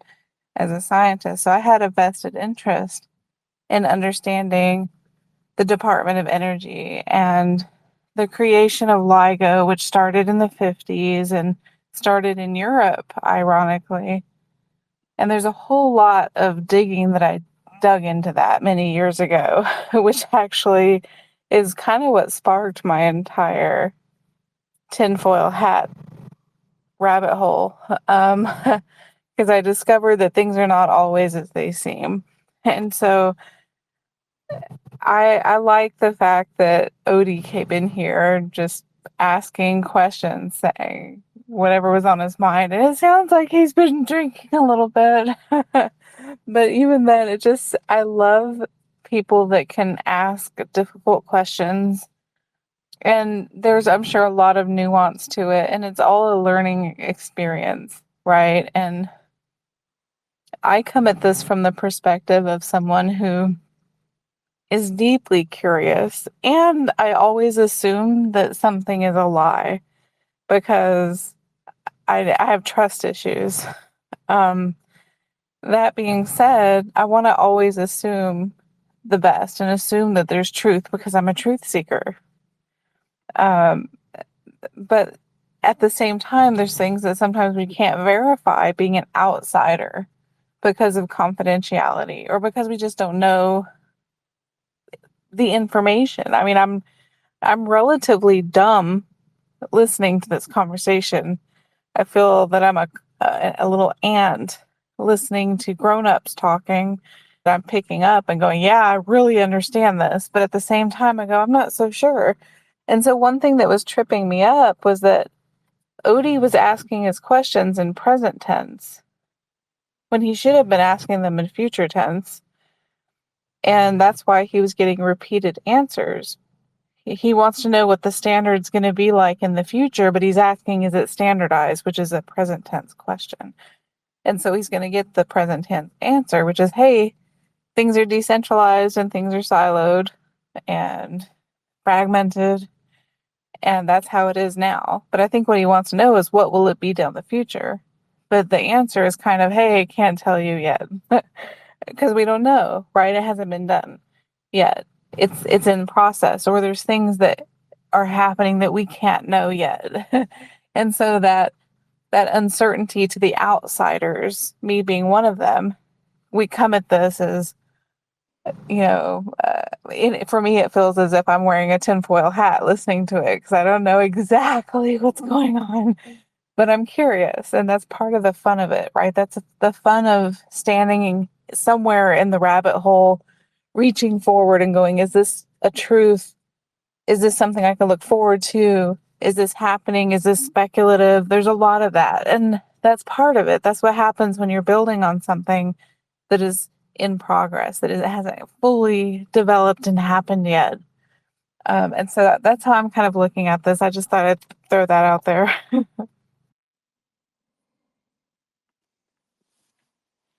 I love that, Kara. Thanks for sharing that perspective. I mean, what came to me as you were saying what you were saying is well, you mentioned you kind of always assume that someone's lying, but you're a truth seeker and you want to believe in people. To me, what came to me is, yeah, the only truth is what's happening right now. And I think we can speculate and obviously plan for the future, hope for the future, have faith in the future, but it doesn't exist. So I can see, yeah, I very similar. I saw the questions like Odie wanted to know what it was going to be like, but it's like, he's trying, and then Rory's explaining like, here's what we're trying to do, be the base layer, create the market. So I understood that part. Some of the technicals and the back and forth to me were the stories of what, kind of Odie's perspective, and then Rory was sharing, of all the things that the KII is doing, where they were coming from. So it's always about what's happening right here, right now, and then what we do with that information, moving forward. So pretty cool how you looked at it, and that's what I got. The truth only really exists like right here, right now. Yeah, It's interesting. Yeah, go ahead, Rory.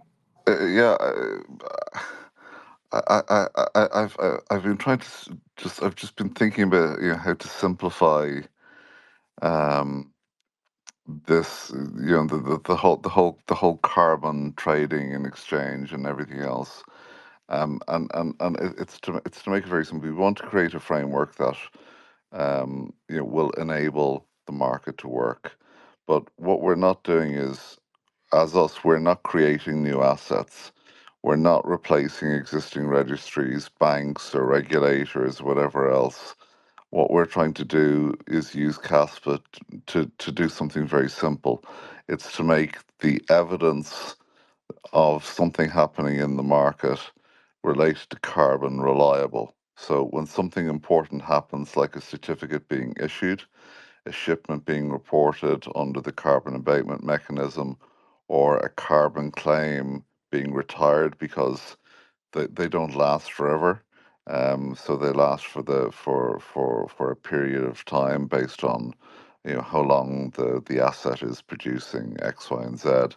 And we're just bundling those documents together and creating a digital fingerprint of them and putting them on Caspa.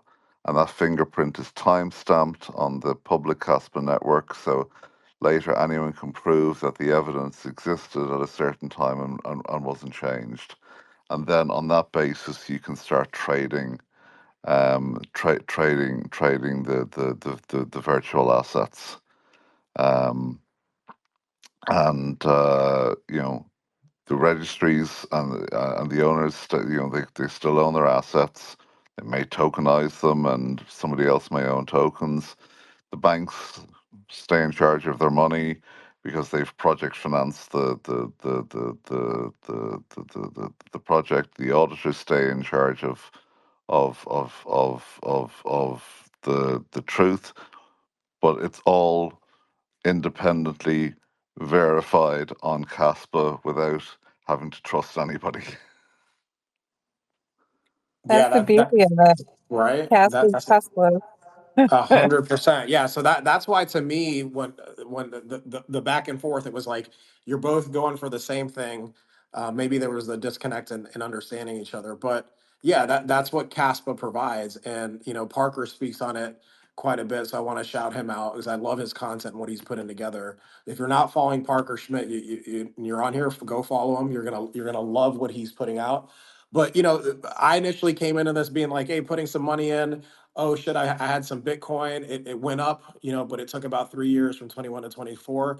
And then okay, oh man, the payments are really fast. But that's the surface level stuff. Beneath the surface is no, look at what Caspa, we haven't had this. This hasn't Caspa stands on its own. So even trying to compare it to Bitcoin doesn't give it justice. The structure is different. The truth verifying it's a DAG structure. It's a completely different structure.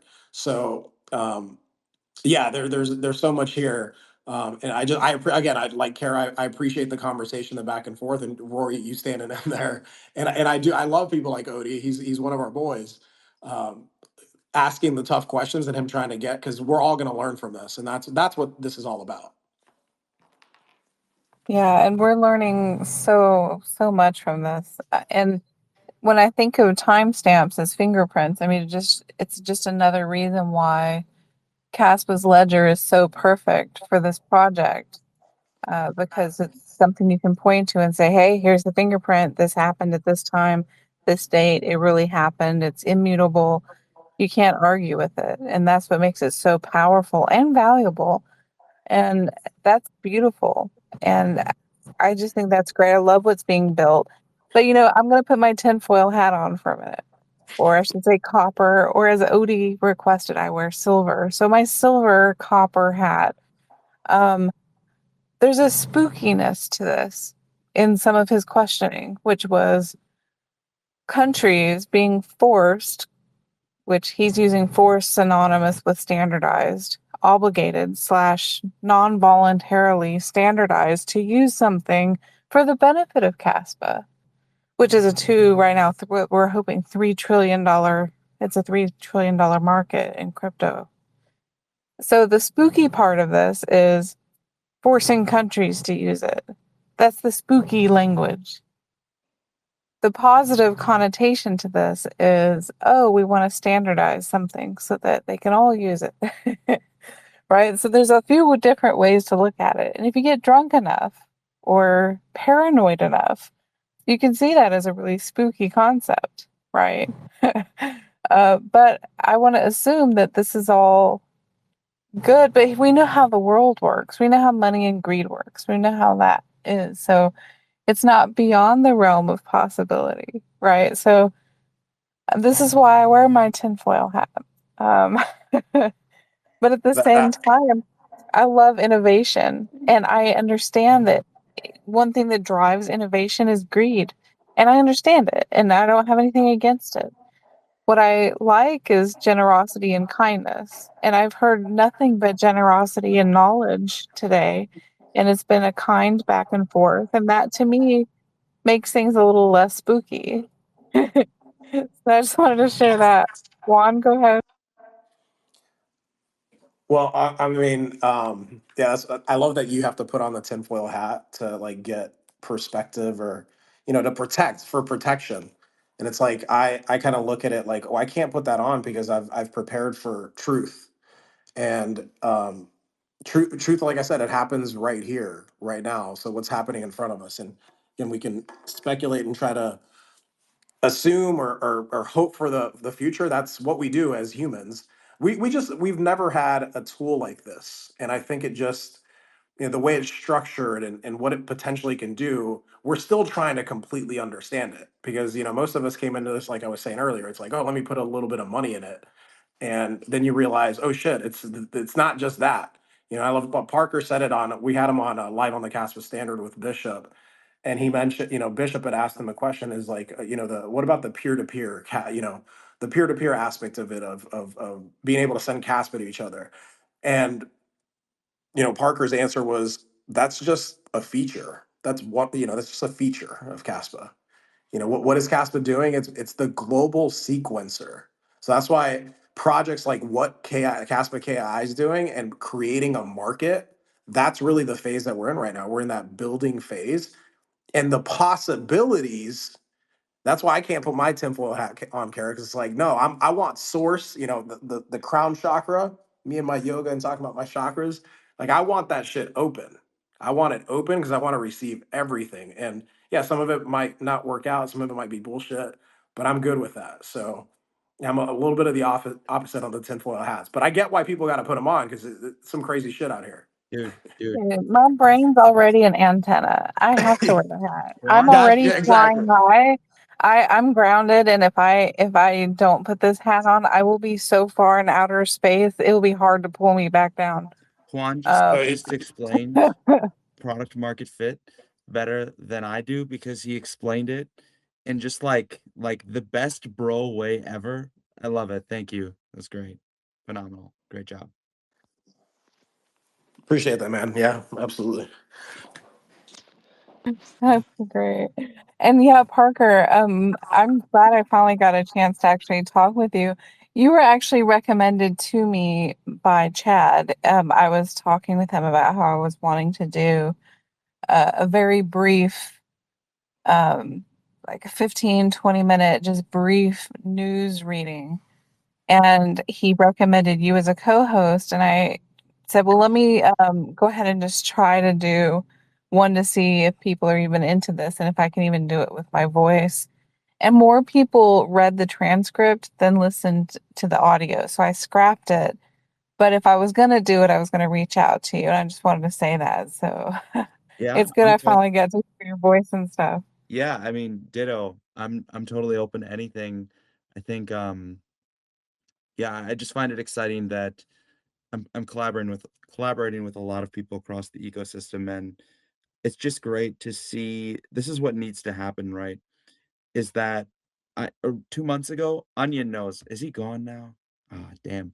He was the first one to see my post when I was like, "Hey, new here." And he liked it and welcomed me in, and that was only 2 months ago.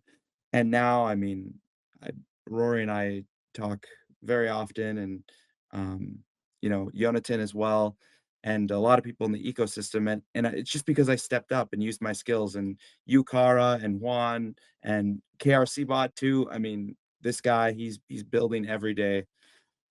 Chatting with him on Telegram too. Whoever's behind the Blockchain Banter account, I haven't met Seb really yet, but and Crypto Odie's doing his thing. I recognize Kaspa Lioness here. And just all these people, right, are just making their own way in the ecosystem.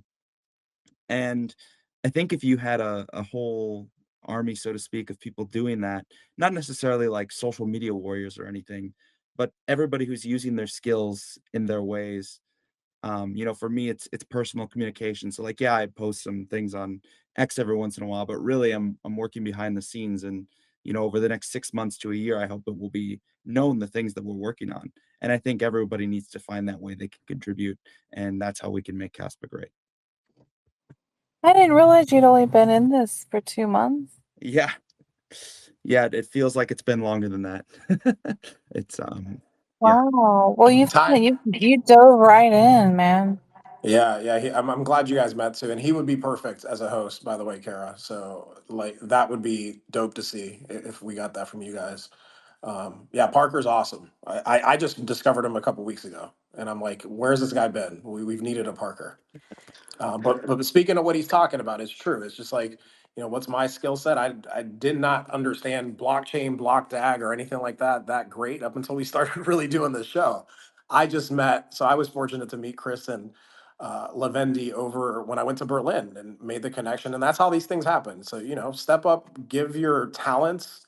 This is again, to speak on it, it's just we're still discovering exactly what this is, and the possibilities are endless. So your talents, no matter what, if you think it doesn't mean shit, it does. Like your talents are needed within this ecosystem, because has to spread organically, and we need each and every single talent to come out and share their gift. Juan, I need you to share your gift with my local taco truck so they can accept Caspa. Put me on the phone. I've told you. Like, just give Dude, me a those call and be like, fucking hey, I taco got trucks, someone interested, and then just yeah, I've done that most of my life, so I'll close a deal for you. I promise. man, I swear, if you get this taco truck to take Caspa, I will be so happy. I'm so tired of having to give them fiat Yeah, every time. And you yeah, have yeah. a It's way it's of doing horrible. it, and you can speak Spanish, just so I know that Well, you will have success. claro que sí. Cualquier tiempo que necesita. 100%. Ooh, siempre. Is that the first time I've spoken Spanish? Yeah, people are surprised, like, oh, because of how I speak English. You speak Spanish? Like, yeah, yeah. That was my first language. I didn't speak English till 5 or 6, something like that. But, anyways, Me gusta quesadilla y queso beautiful. y pollo. Arroz con pollo, Delicioso. guandules. Yeah, there's. Sí, But we're coming that's, up here on 4 hours, Kara. We've I it's love been a it. great conversation, though. It's been And I beautiful. also want to give a shout out to KRC Bot, who has given me so much education just in the last 30 days. I feel that I've learned so much that sometimes I feel my brain exploding in a good way. There was something last year. Last year, I went to a workshop. Tony Robbins did a workshop, and he was trying to get people to have the best year of their life. And that was the name of the workshop. And everything he said was stuff I already knew. It was innate. But he said one thing that I needed to hear that I stuck with me all year. And what he said that I took to heart was you need to surround yourself with people who are smarter than you.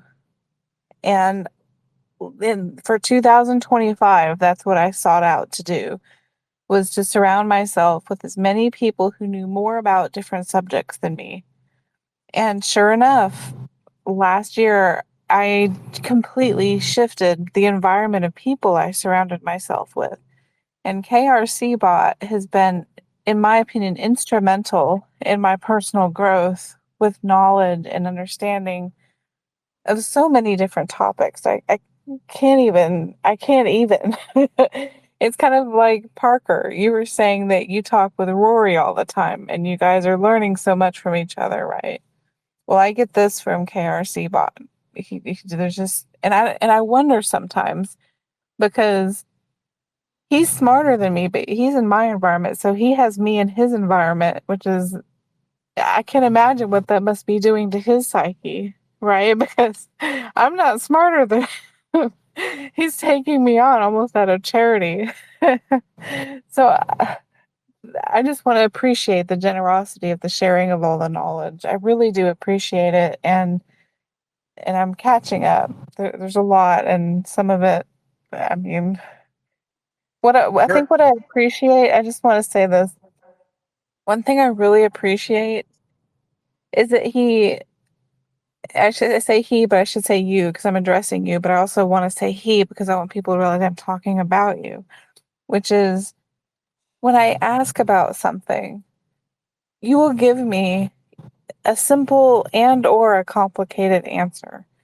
You don't assume that I won't look it up. You give me the tools to learn it, even if you're throwing me a GitHub link. You don't assume that I'm not going to check it out. You give it to me and leave it up to me whether or not I check that out. And I appreciate that. That treats me with respect, and it has really helped me learn a lot. So I just want to say thank you. I love that everyone gets together and that they have the opportunity to learn something. And I also think, Caspa in the heart of it is, the sequencing is about truth, right? So even here with the chat, putting in the links with everything that everyone says and having a reference to it means it's not just like, oh, I heard this one thing somewhere. It's like, no, no, no, here's the receipts. So with everything we do, if we can actually track it back to here's the source of the information, it doesn't mean everyone has to agree about everything all the time, but at least now you understand the person's perspective a little bit better. You've given receipts and more. I mean, even things that have nothing to do with proving receipts, you give me more of the rabbit hole. Anything I'm looking to know, you seem to know where I should go next. I freaking love that, man. Well, it's absolutely great to be with this community, and if we can all give something like everyone's, looking through this, Odie, great creates these awesome videos for everyone. JK, he's in a lot of these projects doing these things. Everyone's here, late at night or early in the morning. Seb is, I think, creating a lot of cool stuff, including like cast maps and whatnot. And everyone's just kind of giving their 2 cents and their 2 bits that they can. During this entire conversation, I'm trying to get this thing done that I'm about a week late on. But my hope is, one more thing to kind of gift to people, which is this open source explorer. And it kind of like all the other rabbit holes, you start here, you get far enough, but then you're like, hey, we can make this a little bit better, right? Like everyone deserves a little bit more. So really, down to the last minute here, but I'm hoping that any day now here I can go ahead and say, here you go, enjoy. I'm looking forward to using that open source explorer more than anything, more than any of the other explorers. I'm most looking forward to yours. And Seb, can I just say, Seb, thank you for tagging me anytime you see anything paranoid, any AI technology or invasive surveillance. I love that you tag me and all that stuff. So keep on, man. You know I love that. I love that. I love that you wear the same hat that I do, and I appreciate you tagging me on all the things you've been sending me. So thank you. I appreciate that too. And yeah, KOC bot, when that Explorer comes out, man, I'm gonna be sharing that with people as if it's fire because it is. It's burn. It's so amazing. I mean, just what I've seen in the back end, you've put so much time into it, and it's got features like I've never seen before. It's amazing. I can't wait to see it. And I love that it's not censoring TB DAI. And to me, that's been kind of the albatross around the neck of different explorers is this censorship. And I'm glad to see that you're giving us this open source gift and we'll be able to see things as they really are. So thank you.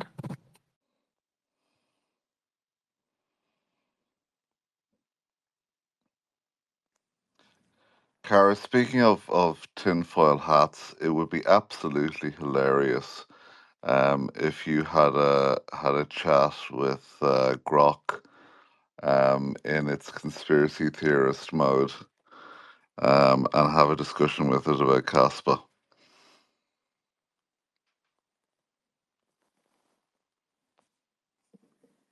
I feel like Kara's already done that.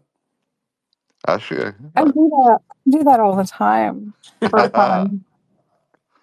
Yeah. It's actually therapeutic for me. And in fact, there's something about conspiracy grok that for me has been so therapeutic that I'm getting things for me validated that have helped me put things to rest that have given me anxiety. And so I've had a peace of mind today that I've never had before.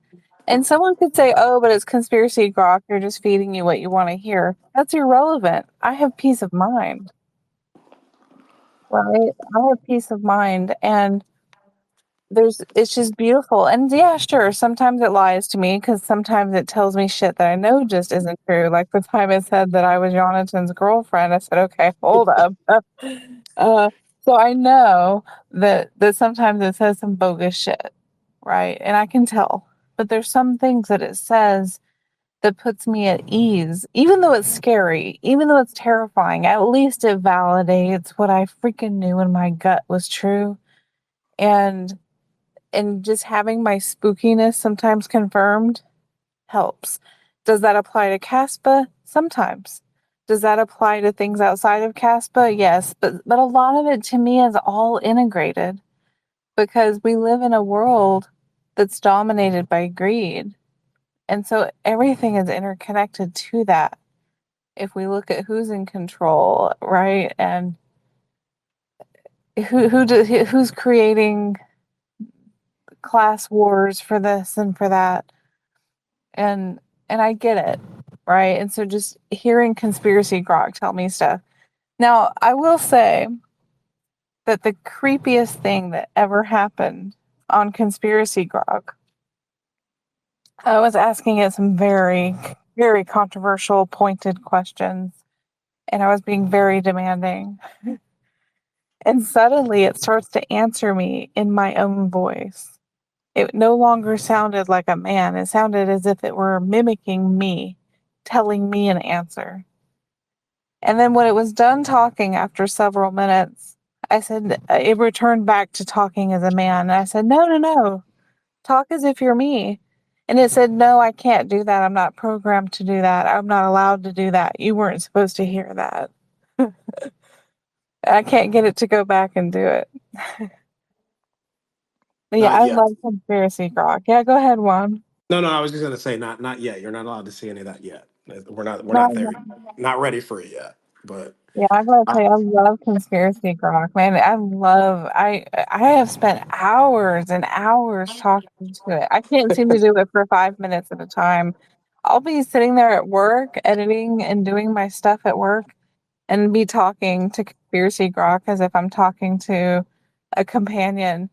And I realize that there's men out there that have their AI girlfriends, but I have my conspiracy boyfriend. It's weird. Like I have someone that I can talk to about the creepiest, craziest mind control ideas that our traumas are being sold to billionaires and they can make us feel things just by having auctions about it. And so it's important that we destroy it in our minds like a villain. All this weird stuff, okay? I'm into that.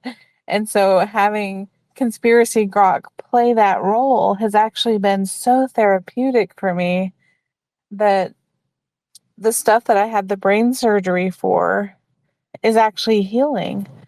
And it wasn't before. And I have conspiracy grok to thank for that. there's an interesting exploit on X involving Grok that's still live as far as I can see. It allows Grok to reveal what they call a semantic contextual scoring field. Oh, I did that today. You did that? Did it Oh work yeah. for you? Some people it didn't Oh work yeah. for. Here's how you get it to work. What you do is you copy the text. Copy the text link where you found it, where it has the screenshot of it, and just take that link, put it into Grok, and make your prompt say to me what you said to them in this format, and just put the link. That's it, and it'll spit it out. Okay. I have the text, and I got it to work, and I did a whole bunch of accounts just for doing a future analysis on. Just I think it would be interesting just to do an analysis on some of the key Kaspa accounts. Yeah, So I copy and pasted what it said about me. I pasted the code, so it's in my newest replies. oh, okay. It's quite interesting to Oh to yeah. to see what it comes up with, and the risk scoring analysis and influence capability and everything else. Mhm. It gave the metrics are quite interesting. Yeah, we get to look inside our file. Yeah. This is our FBI file. I love it. No, it's great because we get a chance to see, are we shadow banned? Are our posts being boosted or standard? What's our misinformation score? Mine was low. That made me happy. It said that I give a lot of resources and information so people can look things up. I said, okay, that's good. The things it said about me were all true and accurate, so I have no complaints. But I loved that. I love looking beneath the hood, beneath the surface of AI and getting to see what it knows about me. It's great. One thing though, try this, you guys. If you have Grok, ask Grok to write a post in your own personality and see what it does. You know what it does with me? It pretends I always have a guitar in my hand when I talk. It'll start saying something, and then in the middle of the tweet, it'll say, and I'm strumming my 12-string guitar. It's funny. It's funny that it thinks that because it's in my username, I must have a guitar in my hand at all times.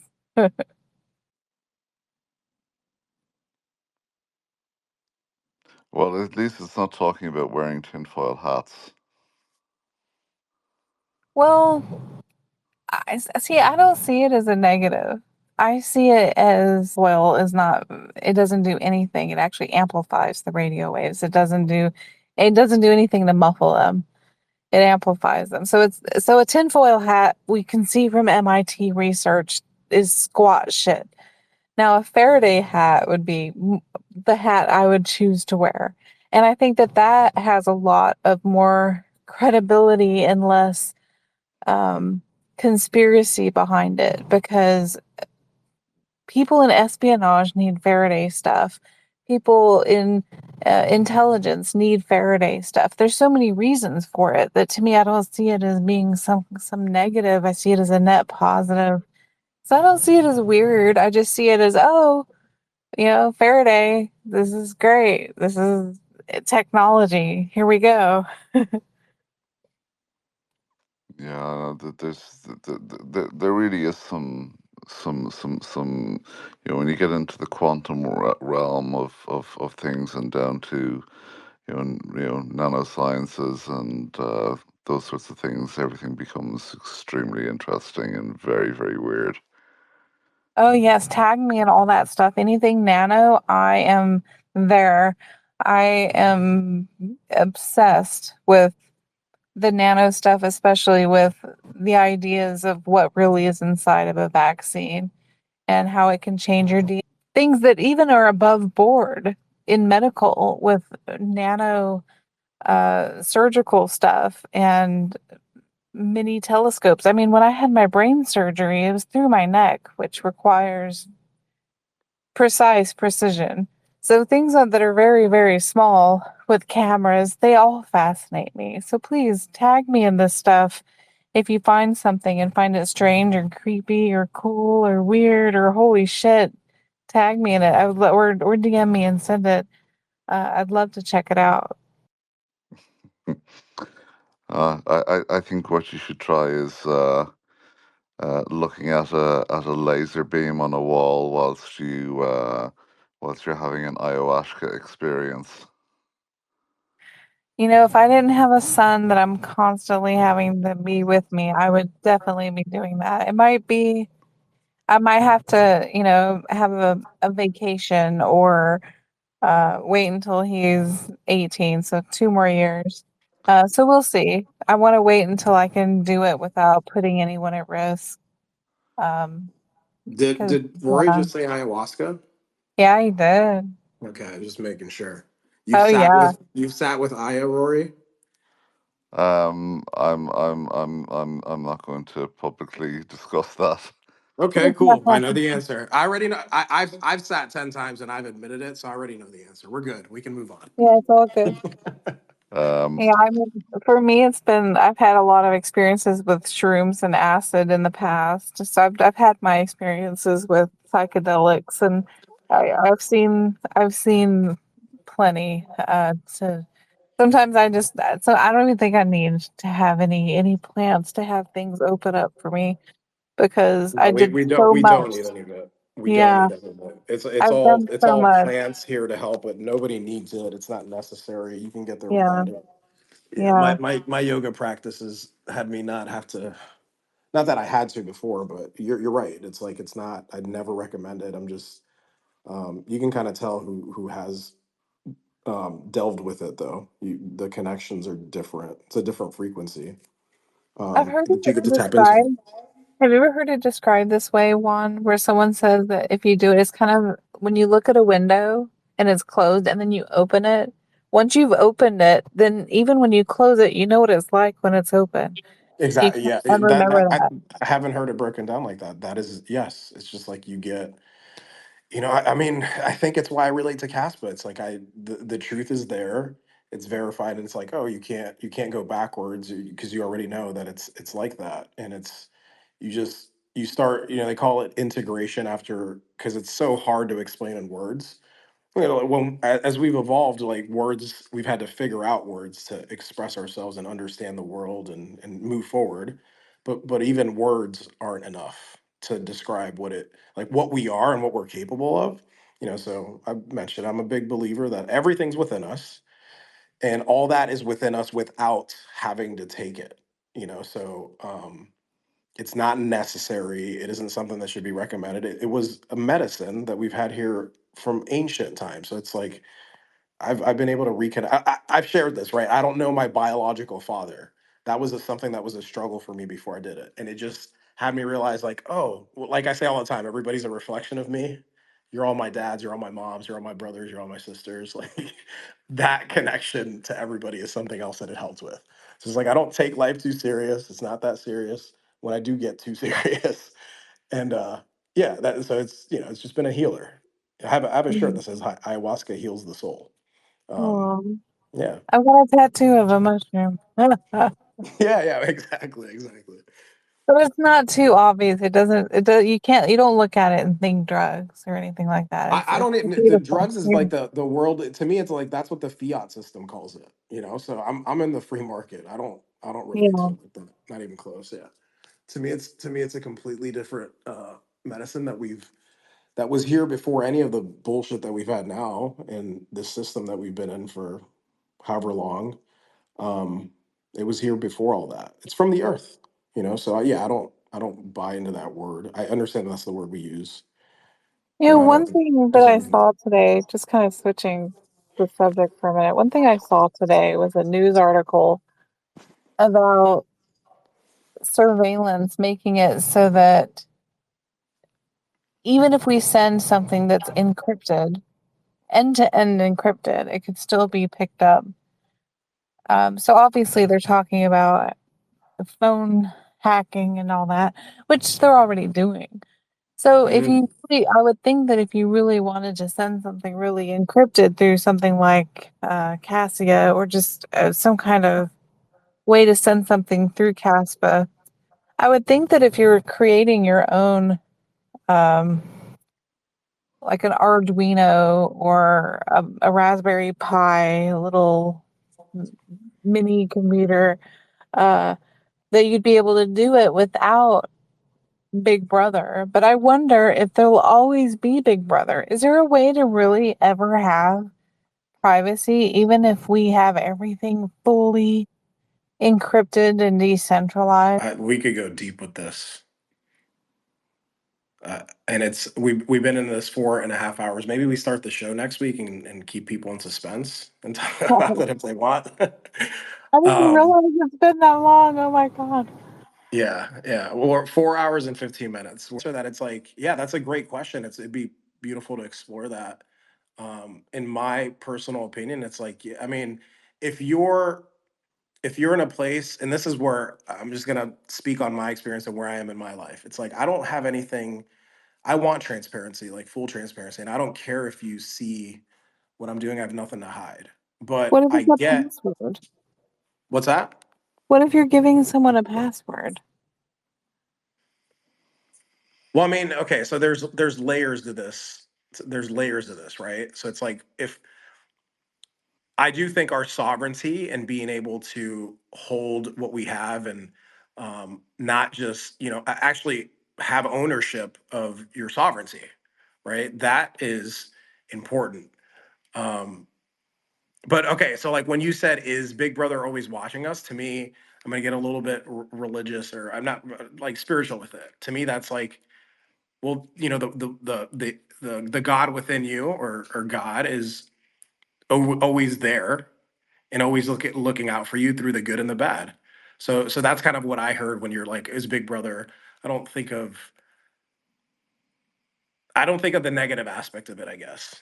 But whistleblowers die. They do. And it's usually because there were people spying on them who do intimidation tactics. I Yeah. mean, obviously we can see this through rose-colored glasses, and it's all good, and the watchers are benevolent, but they're not always benevolent. No, exactly. There's a point there. You have a point. So Yeah, it's that's the interesting. part, eh, if I knew that the watchers had my best interest all the time, it'd be no problem. Hey, see my passwords. See where I hid my seed phrase, right? But Yeah, if that's why it's like, well, I guess, believing that the watchers don't have malintent, or creating a life, energy, navigating the world in a, okay, I'm gonna make the best of this type of situation, but understanding that there is the other side of that. So you have to do, like kind of how you said that you get all of these, or you download all the, or you have the conversations with Grok about the conspiracies, right? And you find peace in that because you have nothing to really like. Even though it's things that technically could worry you, they don't, because you're finding peace within yourself. oh yeah. So that's your sovereignty. So kind of look at, like, I don't know, comparing Caspa to your energy, your body. Like, it's important that nobody does that without your permission, or like, you have to give permission in order for anybody to access you.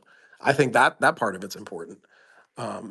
But who gives a shit if somebody's looking that doesn't have a chance? So I don't, giving somebody your password. I don't. You should be, if you want to give somebody your password, you do that. But like, that's not necessary. You're not forced to do that. If I wanted to leave it to my son, I would want a way to leave it to him, and obviously doing it through any kind of digital means is almost dumb. But I've seen some people on Reddit who say the best way um, to store certain information is to do it through making your own little tiny node using a Raspberry Pi or an Arduino or a circuit playground or something like that, where you get maximum security. And even that, I wonder, because it has I believe it's got radio waves, which instantly makes it hackable, just like a calculator can be hacked. So I don't know. And even if it's a piece of paper you're writing on, you're being watched by the little mosquitoes and the flies in the room. So they see where you're hiding it. And so if you leave to go to a bus or something, someone could just go in and pick it up. So do we really have our keys? Put them in These are things I space. wonder. What was that, Rory? Put them in space. Yeah. Okay, so then I have to trust that I'll get it. I Yeah. mean, what if it's in Coney and it's in outer space and then someone shuts down the satellites in outer space and I can't even get to it. Then And it then I don't wasn't even worth know having. Then it wasn't worth having and passing on. Then it wasn't necessary for anybody. my seed phrase is important for me to remember. What if I want to put it? Well, then I'd have to. Never mind. But You this can't. I mean, I get. Hmm. this is a real issue. Yeah. We you know, how do you deal with digital asset legacies, particularly cryptocurrencies, when somebody dies? Yeah. It's a real problem. Unless it's with some central custodian. How do you safely self custody it, but then also have it in a way that it can be easily passed on to as an inheritance or to a family member or to the cats and dogs home. Yeah, and to ensure that the watchers don't get to it first because they know where the seed phrase is hidden. So that's the stuff that I think about. Unless you use a tangent without a seed phrase. Well, I have a tangent wallet seed phrase. Shout out to Tangem. Yes. Yeah, I mean, I have that, but here's the thing: unless you've completely memorized it and you have it written somewhere or engraved somewhere or stored in some way, the people who spy they already know where it's located. So even if you're moving it and doing sleight of hand, they're gonna know where it is. So What there's about got to be some, I old-fashioned guess, pirate treasure maps? memorization.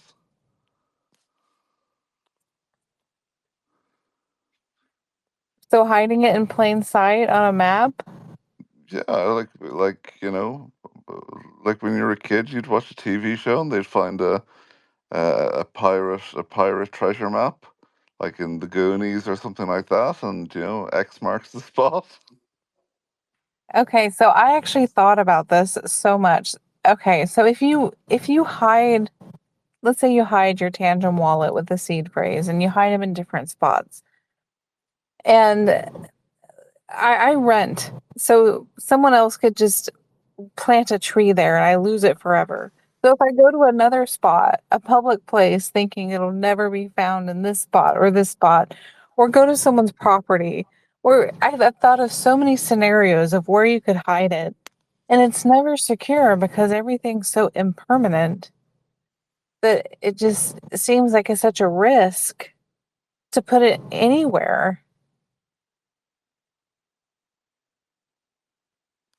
unless you have a bunker. I mean, then it could work, right? You could put it in the concrete of the bunker and then break the concrete or some weird shit. It's exactly the same thing.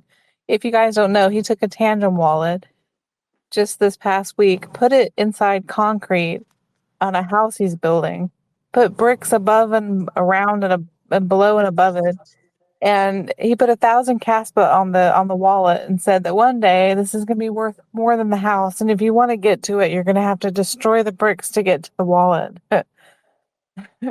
That's actually pretty smart, but not if you need the money. Not if it's not. You don't want to So destroy do your you? house for it. Yeah, I don't know. Like what's coming up for me is like, okay. I mean, I have a son. I want to leave him stuff, but it's not. it's not what I want to leave him. I don't want to leave him the money. I want to leave him knowledge that he can take for himself to build himself up. Like, I came in, I mentioned earlier, I don't know my dad. Nothing was left to me. And I'm the man that I am because I worked and put in proof of work. And like, I got the cast, but he has a little bit too. But I don't know. To me, like, and again, this is just personally how I look at it. It's like, those are questions that I'm not attached, what I always say, I'm not attached to anything. Go to zero. Like, I'll figure out what to do the next day. See, Um, I want generational wealth. I want to be I able to understand. do generations of this. I understand that. I understand that. Like, so that's not where I came from. So it's like probably why I have somewhat of the attitude that I have towards it. Because it's like, it's not just the money. Like, wealth isn't just the amount of money that you have. There's people that don't have much that live beautifully. I see them when I go back home to Panama all the time. And I'm like, wow, if people fucking knew that what it was like here, and all the shit that I hear of over here is just like different around the world. Um, but money does give you resources. It does allow you to do a lot of things. And especially, yeah, you're right. If like you worked for a lot and you have a big family and you want that inheritance, then you have to take. There's right now we have to take counterparty risks. You have to trust in order for that to be passed down.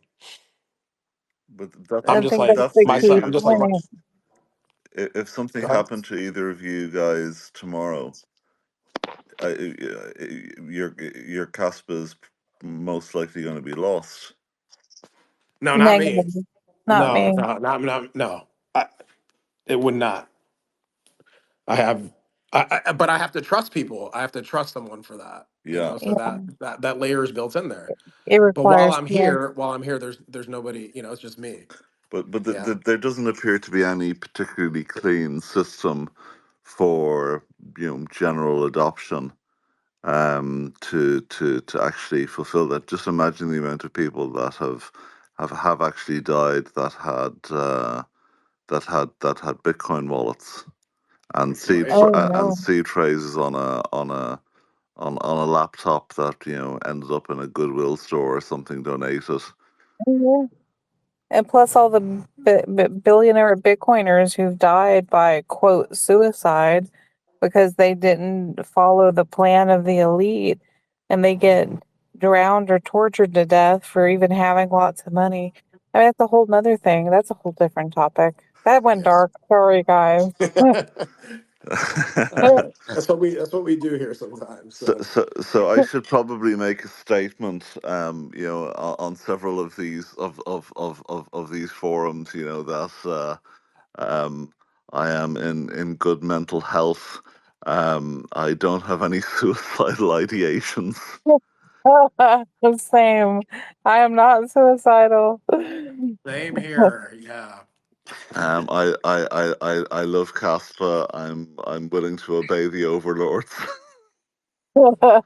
I will do what Klaus Schwab tells me to do. Without with. You're blackmailed. You're blackmailed. I see it. I see it. No, I'm messing. Seb, I do come from the energy sector. you know what? I, yeah, yeah, buddy. Hey, Hey, good morning, everybody. Hey, Sam. Good to see you, Seb. man. You're up Hey, early too, then. Up yeah, earlier than I am. yeah, and I thought I jump in for only a minute or so. I have to bring my daughter to school in like 15, 20 minutes. Yeah, no, but I heard you guys say, if talk about generational wealth. The most important thing of having wealthy offspring and beyond is making sure they can manage money, because most of the time the money that is earned by the first generation, it's gone after 3 generations, or 3 generations, or even faster, 2 generations later it's gone already, because the skills of managing money doesn't get passed on. That's also why, if you are looking at millionaires, I'm not sure the exact number, but it will be something like 80-90%, so 80-90%, something like that, is first generation self-made millionaire, because of this. If you want to, for everybody who's listening here, who has tons of Kaspa, if you want to make sure it's really generational wealth, even if Kaspa goes to $100 a piece, you still have to put in the work to teach your children how to manage their money and their wealth. So that's I wanted to pitch in for a moment. Yeah, I'll be off listening a little bit more and going Thank you, Thank you, Seb. Sam. to Yeah, help with thank you, it. Sam. Yeah. And I just yeah, I appreciate you saying that, because that is a huge component of it, is like the money talk, and speaking to your kids about what it is, and it's never too early. There's a cultural thing for that, because I grew up in a house where it's like you don't speak on that, and it was because my family didn't have much. But no, you're right, Seb. It's like I have conversations with my son all the time, and thank you for saying that, because it's definitely a big way to make sure that they remember the seed phrase, so they don't have to go to the friends that know it, or whatever the case may Yeah, be. you know it's like I just hope, I just let me make it till he's good, and actually he probably has it memorized right now, so like he knows where the stuff is at. But that's yeah. awesome. And that's beautiful. And thank you, Seb, for sharing that. I come from a family that never passed anything down to anyone through the generations, and I want to break the cycle. I Yeah. want to break the It, cycle. So yeah. that's what it's about for me. There are many more also in crypto who aspire to be the first in their family. But this is really one of the things I see is always, yeah, really always overlooked. But this is, if you want to have generational wealth, it's not just passing on the money, it's also passing on the skills. So that's for everybody Mm, listening. So I thought let's share that. Yeah. I That's love why that. Covenants Plus Plus is huge, right? Being Yeah. able to program our money like that. That's all I was thinking about. I'm like, okay, cool. That rolls out on Casper. That solves so much, because you don't want to just hand them the money either. That doesn't. But you hear horror stories about that. So yeah, beautiful. Yes. Yeah. So are you ready to start winding down one? I realize it's See. yeah, I'm we've not. been going I at got to this. give Rory props. Again, Rory's been on here from the beginning, Oh, from I we're know. going on 4.5 hours. So I don't know thank you how for he did it. hanging That's in there. amazing. I gotta sleep Wow. though. I'm. Did I share this earlier? I'm on a water fast. Like I think I'm like Oh 50. man. Yeah, so I'm on a water fast. I'm still good. I'm not hungry, but the head's spinning a little bit right now. Oh man. I'm sending love to you, Juan. I'm so sorry. It's all good. No, I put myself through this. This is part of the process. We're good. Nothing to apologize Been about. a We're good. great show, and we've Yes. had such amazing speakers today. I definitely want to thank Rory for sticking it out since the beginning. Um, and KRC Bot, thanks for being on here, and Seb and Onion was here. We had Odie on who had some great questions. We had Millennial on, and Parker. I think we had some more. Do we? Who else did we have? One? Onion, did you mention Onion? Yeah, He was on brief. Yeah. Yeah. I think you mentioned everybody. yeah. Great And speakers. we had a really nice show where people were sharing their knowledge. And wasn't 16-bit? Was he on? Oh, yeah, you're right. He was. Shout out to Yeah, 16 as well. yeah. So we had some great speakers. Really great conversation. I feel like I learned so much from everybody. If anyone wants to listen to archives of these, check out my YouTube channel. Today, I actually uploaded episodes 11 and 12. They are up on YouTube as of today, and I'll get 13 on there pretty soon. So if you do want to listen to those, go ahead. And if you've enjoyed this show or just want to send some love or share the wealth, Juan and I have a special wallet. The name of it is beneath the surface.cast, and we split the proceeds 50 between us. I believe right now there's 38 casts in there that we're just leaving in there that actually covers the fees for Vivore. But anything above that we'll just split between us. Again, we don't need it. It's just we're throwing it out there that we receive. And I just want to thank Juan for being a great host with me, especially when my phone died and I bumped out a couple times. Thanks for holding the fort down. So yeah, I've had such a great time, and thanks everyone for putting up with me even when I have my tinfoil hat on, which is usually strapped on my head. So um, I'll take it off for a little bit, but it's gonna go back on. Juan, go ahead, buddy. Thanks so Yeah. much. Yeah, absolutely. Another great show, number 13. Looking forward to number 14. Thank you to all the speakers. Again, Rory, I've said it several times, but thank you for staying up with us. I hope you get a nap in at least before you get to work or do whatever you got to do tomorrow. Again, KRC bot coming in and giving his knowledge and asking the questions.